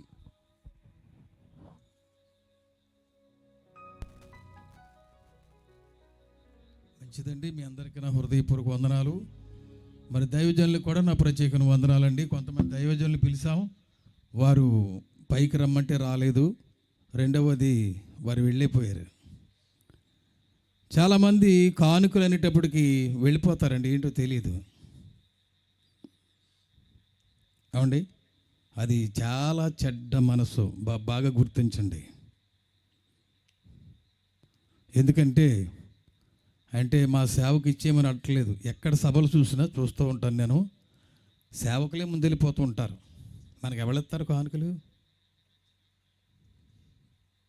ఏమండి, చాలామంది కానుకలు అనేటువంటి నిమిత్తంగా వెళ్ళిపోతారు. ఏంటో నాకు తెలియదు. నువ్వు వేసే 10 రూపాయలు, 5 రూపాయలు, లేదా 20 రూపాయలు, 100, 500, 200 వేయరు. దానికోసం కాదు, లాస్ట్ వరకు ఉండి దైవజనుడు ప్రార్థన చేసి ఆశీర్వదిస్తే విన్న వాక్యము ఫలిస్తుంది, లేకపోతే ఫలించదు. అది వట్టిగా వచ్చి నువ్వు గాల్లో గురించి వెళ్ళిపోతున్నావు. సాధు కిషన్ సింగ్ గారు పాలకొల్లు వచ్చినప్పుడు 3 అయిందండి, తెల్లవారు 3 అయింది. 3 గంటలైనా మేము అక్కడే ఉండి తుమ్మలపల్లి, మచ్చిపూరి దగ్గర తుమ్మలపల్లి వెళ్ళాలి. కానీ ఆయన ఆఖరి అయ్యే వరకు లాడ్జీలో పెట్టి అప్పుడు వెళ్ళాం మేము ఇంటికి. ఆయన మనసారా నా నెత్తి మీద 2 చేతులు ఉంచి సాధు కిషన్ సింగ్ గారు ప్రార్థన చేశారు. నన్ను చాలా దేవుడు ఆశీర్వదించాడు. దైవజనుని యొక్క హస్తము ఎవరు నెత్తి మీద పడుతుందో వారు ఆశీర్వదింపబడతారనే విషయం మర్చిపోవద్దు. ఈవేళ కదా ఇంక రేపటి నుంచి ఒకటి రాము, ఏముండదు ఇక్కడ. తెల్లరెడ్డికి అంతే, మొత్తం అంతా వెళ్ళిపోద్ది. ఒక రాత్రి ఒక్క పూట కూటు కొరకు అమ్మేసుకున్నాడు యాషోబు. ఒక్క పూట మనం దేవుని కోసం ఉండలేమా అనేటువంటిది మా ప్రతి ఒక్కరికి ఉండాలి. మరి మా విశ్వాసులు కొంతమంది అయినా నన్ను బాగా బలపరిచి, మరి మా స్త్రీల సమాజం వారు, మా సంఘ బిడ్డలు అందరూ కూడా మేమంతరం కలిసి ఈ సేవ జరిగిస్తూ ఉన్నాం ప్రతి సంవత్సరం. ఇది 27వ సభ జరిగింది దేవుని మహాకృపను బట్టి. ఈరోజు మ్యాథ్యూ సాయి 37వ సంవత్సరం. మ్యాథ్యూ సాయి గారిని ఎప్పుడో మొట్టమొదటిగా పిలిచాను నేను. ఆయన 12వ తారీఖు రామ్మంటే 12వ తారీఖు మయ్యంకుడు గారు అనలేదు, కానీ మరి రమేష్ బాబుకి ఇచ్చేసాను ఆ డేటు అయ్యగారు అన్నాడు. మరి 13వ తారీఖు పెట్టుకోండి, నేను భీమవరంలో ఉండి ఎలా వచ్చేస్తాను, ఇంటికి వెళ్ళను కదా అన్నారు. అయితే ఆయన ఫోన్ చేసి, అన్న క్షమించాలి, మరి ఎప్పుడు బ్రేక్ అవ్వలేదు, సుమారు 10-15 సార్లు వచ్చారు మన దగ్గరికి. అయితే చక్కగా అన్నదమ్ములు మాట్లాడుకున్నట్లుగా మాట్లాడతాం, చాలా సమయం మాట్లాడిన. కాలు ఫ్యాక్చర్ అయిన తర్వాత 4 సార్లు ఫోన్ చేసి నాతో మాట్లాడారు, ప్రార్థన చేశారు. మళ్ళీ ఏమన్నారంటే, మీ కాలు బాగున్నాక అక్క మీరు వచ్చి 4 రోజులు మన ఇంటికాడ ఉండేయాలని అన్నారు. అంత ప్రేమగా ఉంటాం. అలాంటి పరిస్థితుల్లో అన్న క్షమించాలి, పెద్ద దైవజనుడు నన్ను పిలిచాడు, మరి నేను ఈసారికి రావట్లేదు అన్నారు. పాంప్లెట్ కూడా ప్రింట్ అయిపోయింది. నేను 5 రోజులు అన్నం తినలేకపోయాను. రాత్రులు నిద్ర పట్టేది కాదు. ఎందుకంటే ఆయన రావటం కోసం కాదు, మాటిచ్చి ఆయన రాలేదు. అందడికి నా బలహీనతేమో, నా ప్రార్థనహీనతేమో, నా భక్తిహీనతేమో అని నన్ను నేను సరి చేసుకుంటూ ప్రారంభించాను. ఆయన ఏమనుకోలేదు. నేను తర్వాత ఎన్నిసార్లు ఫోన్ చేసినా ఇంకో రోజు మార్చుకుందామని ఆయన ఫోన్ లిఫ్ట్ చేయలేదు. అప్పుడు మన ప్రియ దైవజనుడు మంచి బలంగా చాలా 4 సంవత్సరాల క్రితం మరి మచ్చిపూరి చిన్నపేటలో వారు మాట్లాడి, చాలా చిన్న కుర్రలో కనిపించాడు నాకు. ఆయన చాలా సేంబరంగా మాట్లాడాడు. మంట. వారు కాపులు కొరపు కుటుంబంలో పుట్టినా ఒక ఉన్నతమైన రీతిలో దేవుడు వారిని వాడుకుంటున్నారు అనేక ప్రాంతాల్లో. అర్థమైందండి? ఎందుకు చెప్తున్నట్టు విషయం? ప్రభునందు ప్రియులరా, దేవుని బిడ్డలమైన మనము ప్రార్థన చేస్తే తప్పనిసరి, నేను చాలా డిస్కర్ అయిపోయాను. ఎందుకంటే ఎలా జరుగుతాయి కూటాలు. ఫస్ట్ రోజు చాలా జనం రాలేదు, రెండవ రోజు కూడా సరిగా రాలేదు. కానీ దేవుని కార్యాలు జరగడం నలుగురికి బాప్తిస్తాలు ఇచ్చాను. ఇవాళ దేవుని కార్యాలు జరుగుతున్నాయి. రాత్రి ఆండ్రూస్ గారు అన్నారు, నేను పగల ప్రసంగంలో దేవుని ఆత్మ మీ మందిరములో ఉంది, అభిషేకం ఉంది ఈ మందిరంలో అన్నాడు ఆయన. దేవుని మందిరములో దేవుడు బాగా నిండి ఉన్నాడు, దేవుడు నన్ను వాడుకున్నాడు అన్నాడు. రాత్రి కూడా పరిశుద్ధాత్ముడు ఇక్కడ సంచరిస్తున్నాడు, దేవుడు నన్ను బలపరిచి వాడుకున్నాడు. ఎంతమంది గమనించారో తెలియదు నాకు. ఈరోజు కూడా దేవుడు మరి గ్రేస్ విక్టర్ గారిని బహుబలంగా వాడుకున్నాడు, చాలా విపులంగా. ఎవరికి నచ్చిందో తెలియదు కానీ మరి నచ్చిన వారు తప్పనిసరిగా నీ బ్రతుకుని, నీ జీవితాన్ని సరి చేసుకోవాలి. తప్పనిసరిగా దేవుని వాక్ అది, ఆయన సొంతంగా మాట్లాడింది కాదు అది. ప్రతి ఒక్కరు కూడా నేను దేవుని ఎందుకు సభలు పెడతానంటే, ఇలాంటి సభల్లో దైవజనుడు ఆత్మావేశంతో మాట్లాడినప్పుడు ఆ వాక్యము నా హృదయంలో సోలముల దిగిపోయింది, బళ్ళిముల దిగిపోయింది. ఒకేసారి పట్టుకున్నాడు దేవుడు, ఒకేసారి మార్చేశాడు. నా బ్రతుకుని సంపూర్ణంగా దేవునికి సమర్పించుకున్నాను. అందుకే కోటలు పెట్టడం, ఒక్కరైనా మారతారేమోని. ఒక్కడిని దేవుడు మార్చాడు. అనేక స్థలాల్లో దేవుడు వాడుకున్నాడు. సంఘాలు కట్టడానికి సహాయం చేశాడు. ఎక్కడో చాలగొట్టులో బ్రతికేవాడు నేను. సంఘాలు కట్టడం ప్రారంభించాడు. దేవుని వాక్యం విరివిగా మరి మా బిడ్డలు మేము కూడా దేవుని మీద ఆనుకుని ముందుకు సాగుతూ ఉన్నాం. ఏ వీక్నెస్ లేదు, ఏ సంస్థ లేదు, ఏ పొలము లేదు, ఏ ఉద్యోగాలు ఎవరికి లేదు, ₹1 వచ్చేటిది లేదు మాకు. ఎవరో దయతెలిసి ఎవరినో దేవుడు ప్రేరేపించి వారి ద్వారా ఇవ్వటమే తప్ప, ఆ రోజు నుంచి 90వ సంవత్సరం 1వ నెల 30వ తారీఖు నుండి ఏమండి ఈ రోజు వరకు కూడా అదే మెట్టి మీద నడుస్తుంది సేవ. ఏ మెట్టు లేదు. ఎక్కడికి మా పెద్దలు కానీ మా సంఘస్థులు కానీ ఎక్కడికి వెళ్ళి వాళ్ళ దగ్గరికి వీళ్ళ దగ్గరికి వెళ్ళి డబ్బులు అడుక్కోవటం లేదు. ఎప్పుడు కూడా పోగు చేయటం లేదు. ఓన్లీ విశ్వాసమే. మా విశ్వాసులు తలకో సాయం చేస్తూ అందరం కలిసి ఈ సేవను జరిగిస్తూ ఉన్నాం. మంచిదండి. మీ అందరికీ నా హృదయపూర్వక వందనాలు. మరి మన సంఘ బిడ్డలు, యవనస్తులు, పెద్దవారు అందరూ స్టేజ్ ఎక్కండి. 50 ఎలా చూస్తారంటే పిలిచిన వెంటనే రావాలి. ఇశ్రాయేలు ఎలా చూస్తారంటే కళ్ళాతలెట్టుకున రావాలి, త్వరగా అందరూ రావాలి. పేర్లు పెడితే ఒక పేరు మర్చిపోతాను. ఏమంటే యోహాన్ గారు ఈ మాట అలా చూస్తారే, అబ్బాయి ఎలిశారా రండి, పైకి రండి, త్వరగా అందరూ రావాలి. మన సంఘ బిడ్డలందరికీ అందరూ పరుగు వచ్చేయాలండి, ఎందుకంటే టైం అయిపోతుంది కదా. మీ అందరి కోసం నిరుడు ఈ సంవత్సరం కూడా పెండాలేసి గాలి రాకుండా, మీకు దోమలు కొట్టుకోకుండా మందులు కొట్టి చాలా ప్రయాసపడ్డాం. మన జాని వెసలి మల్లేసు చాలా ప్రయాసపడ్డాడు. మీకు వాళ్ళు దోమలు కొడుతున్నాయా ఏమండి? మళ్ళీ ఇంకోటి ఏంటి తెలుసా, అగర పొలాలు కొనుక్కొచ్చి ఇంట్లో పెట్టాను కట్టలు, నేను తలకోటి వెలిగించి పక్కన పెడదామని, ఎవరికి దోమ కూడా కుట్టకూడదని, మంచు పట్టకూడదని ఇంత ఏర్పాట్లు చేశాం. మీకు వాక్యం వినిపించాలని, మీరు బాగుపడాలని, మీరు ఆశీర్వదింపబడాలని. ఒక్క ఆత్మ రక్షింపబడితే అనేక మంది రక్షిస్తావు నీవు. నేను ఒక్కడిని రక్షింపబడ్డాను, అనేక మంది రక్షించడం ప్రారంభించాను, అనేక కుటుంబాలు బాగుపడటం ప్రారంభించాయి. కనుక నా ప్రియమైనటువంటి వాళ్ళరా, మరి అందుకని ముఖ్యమైన విషయం ఏంటంటే ఈ కోటాలో దానికోసమే పెడతా ప్రతి సంవత్సరం. ఇది 37వ సభ జరిగిపోయింది యేసయ్య కృపను బట్టి. ఏమండి, నా కాలు ఇరిగిపోయినా, బాధలో ఉన్న, కష్టంలో ఉన్న, దేవుని పని మాత్రం ఎక్కడ ఆగకోకుండా దేవుడు జరిగిస్తూ ఉన్నాడు. మంచం మీద పడుకుని దేవుని ఫోన్ల మీద నడిపించాను, విశ్వాసాల కూటాలు నడిపించాం, టీం ప్రేయర్ నడిపించాం, ఈ సభలు కూడా యేసయ్య నడిపించాడు. దేవునికి మహిమ కలుగునుగాక. హల్లెలూయా. దైవజనులు అందరూ లేచిరండి. అయ్యా రండి.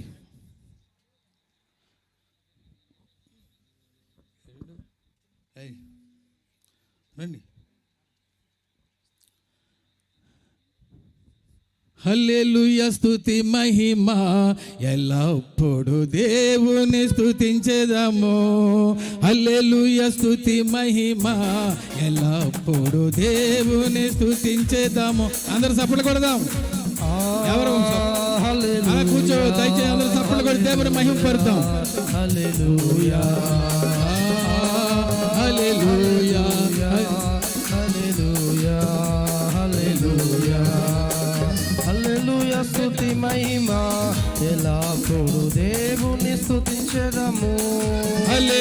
స్తుతి మహిమ ఎల్లప్పుడూ దేవునికి.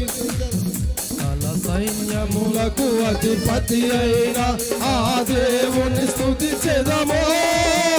అలా సైన్యములకు అధిపతి అయిన ఆ దేవుని స్తుతించెదము. కండరములను దాటించిన ఆ యెహోవాను స్తుతించెదము. అలా సంగ్రములను దాటించిన ఆ యెహోవాను స్తుతించెదము. హల్లెలూయా స్తుతి మహిమ ఎల్లప్పుడూ దేవుని స్తుతించెదము. హల్లెలూయా స్తుతి మహిమ ఎల్లప్పుడూ దేవుని స్తుతించెదము.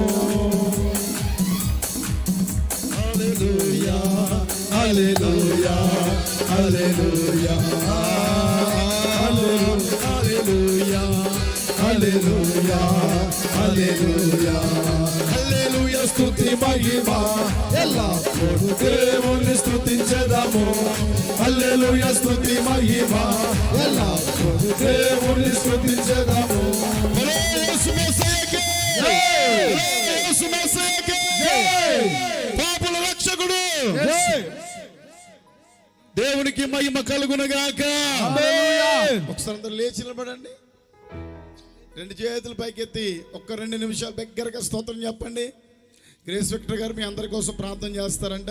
మీరు స్టేజ్ దగ్గరికి చక్కగా రావచ్చు. ప్రార్థన కావాల్సిన వారు ఎవరైనా భోజనాలు చేయకపోతే చర్చి దగ్గరికి వెళ్ళి భోజనం చేసి వెళ్ళండి. దయచేసి గమనించండి. దైవజనులు మీకోసం ప్రార్థన చేస్తారు. కంగారు పడొద్దు. మీ అందరి కోసం ప్రార్థన చేస్తారు. లైన్గా రావచ్చు. మంచిది. దేవునికి మహిమ కలుగునగాక. మా Valluru area United pastors society committee వారికి ఆ యొక్క యూనియన్ వారందరికీ కూడా నా హృదయపూర్వక వందనాలు తెలియజేస్తున్నాను. అలాగే ఈ సభలు పెట్టుకోవడానికి ఆచండ ఎస్ఐ గారు, సర్కిల్ ఇన్స్పెక్టర్ గారు, డిఎస్పీ గారు సౌండ్ పర్మిషన్ ఇచ్చారు. వారికి నా ప్రత్యేకమైన వందనాలు. అలాగే ఈ స్థలంలో మనం ఉన్నామంటే ఈ స్థలంలో 4 పేర్లు ఉన్నాయి. పాంప్లెట్లు ప్రింట్ చేశాము. మరి ముఖ్యంగా మామిడి చెట్టు పెద్దరాజు గారు, మంచి రమేష్ గారు, అలాగే చిలుకూరి ప్రియులు ఉన్నారు. వాళ్ళ 4 కూడా ఈ స్థలం సంబంధించినటువంటి వారు. వాళ్ళ 4 కూడా ప్రశాంతంగా మా స్థలంలో మీరు సభలు ఏర్పాటు చేసుకోండి అని చెప్పి చక్కగా ఇది మాకు అందించారు. వారి కుటుంబాలను దేవుడు దీవించి ఆశీర్వదించును గాక. వారికి కూడా నా ప్రత్యేకమైన వందనాలు తెలియజేస్తున్నాము. అంతేకాదు మా సేలం వారి పాలెంలో ఈ 36 సంవత్సరాలుగా దిగ్విజయముగా దేవుని పరిచర్య జరుగుతుందంటే మా గ్రామంలో ఉన్నటువంటి ప్రజలు మాకు సహకరిస్తూ దేవుని ఆరాధించడానికి ఎప్పుడు కూడా ఏ విషయాల్లో కూడా వ్యతిరేకించక మరి సహకరిస్తున్న మా సేలం వారి పాలెంలో ఉన్నటువంటి ప్రజలందరికీ కూడా నా హృదయపూర్వక వందనాలు తెలియజేస్తున్నాను. మరి 14 పాలన నుంచి వచ్చినటువంటి మరి జన సమూహానికి, ఆయా మండలాల నుంచి వచ్చినటువంటి దైవ సేవకులకు నా హృదయపూర్వక వందనాలు తెలియజేస్తున్నాను. మరి నా తండ్రి గారు బలహీనంగా ఉన్నప్పటికీ కూడా మరి సట్టిరిపై సుమారుగా 6 నెలలుగా మరి ఆ పరిస్థితుల్లో ఉన్న దేవుని సభలను మాత్రం ఆపడానికి మరి వారి ఉద్దేశం కలిగి లేరు. సభలు జరగాలని ముందుకు వచ్చినప్పుడు మరి అనేక మంది ప్రార్థన చేశారు. ప్రేమపూర్వకమైనటువంటి రీతిలో, త్యాగపూరితమైన రీతిలో చాలామంది ముందుకు వచ్చారు. వారందరికీ కూడా ఈ మినిస్ట్రీ తరపున, మా కుటుంబం తరపున ప్రత్యేకమైనటువంటి వందనాలు తెలియజేస్తున్నాను. 3 దైవజనులు మరి వచ్చి దేవుని వాక్యాన్ని విత్తి వెళ్ళారు. అనేక మందిలో ఫలింపచేసి అనేక సంఘాలు అభివృద్ధిని అందడానికి ఆ వాక్యము ఉపయోగపడడానికి నా ప్రభు కృప చూపించును గాక. అలాగే ఈరోజు ప్రత్యేకంగా పగలు వచ్చి దేవుని వాక్యాన్ని సాక్ష్యాన్ని అందించినటువంటి ఆశాకి కూడా నా ప్రత్యేకమైన వందనాలు. వారి కుటుంబానికి కూడా దేవుడు వారి పరిచరణ విస్తరింపచేయను గాక. చేరువచ్చిన ప్రతి ఒక్కరికి కూడా మా సంఘం తరపున పేరు చెప్పున మేము కృతజ్ఞతలు తెలియజేస్తున్నాము. జేసీ సౌండ్స్ వారికి, ఆర్కెస్ట్రా వారికి నా ప్రత్యేకమైన వందనాలు తెలియజేస్తున్నాను. ఇంకా ఎవరినైనా మర్చిపోయినట్లయితే అయితే క్షమించండి. మా కుటుంబం తరపున లైవ్ తమ్ముడికి కూడా ప్రత్యేక వందనాలు.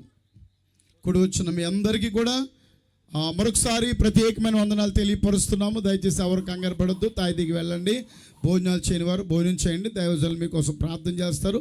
తాయిదిగా ఒకరొకరు వచ్చి ప్రార్థన చేసి వెళ్ళండి. ఒకరి మీద పడొద్దు దయచేసి. మంచిది. మీ అందరికీ కూడా మరొకసారి ప్రత్యేక వందనాలు తెలియపరుస్తున్నాం. మరి బుధవారం, శనివారం, ఆదివారం మన శాలే ప్రార్థన మందిరంలో ప్రార్థన ఉంటుంది. ఏ మందిరానికి వెళ్ళని వారు మందిరానికి రావాల్సిందిగా ప్రేమతో తెలియపరుస్తున్నాం. దేవునికి మహిమ కలుగును గాక. రైట్, ప్రార్థించేద్దాం. పరిశుద్ధము నమ్మదగిన మా తండ్రి, మీ నామానికి స్తోత్రాలు. మీరు ఇచ్చిన చక్కని కృపను బట్టి వందనాలు. దైవజనులు ప్రభుదాసాయి గారు మీరు మంచి కృపకై స్తోత్రాలు. ఇక్కడ చేరువచ్చిన బిడ్డలందరినీ దీవించండి, ప్రత్యక్షంగా పరోక్షంగా తన సహకరించిన ప్రతి ఒక్కరిని దీవించండి. వారు చేసిన ప్రతి పనికి నూరంతల ప్రతిఫలం దయచేయండి.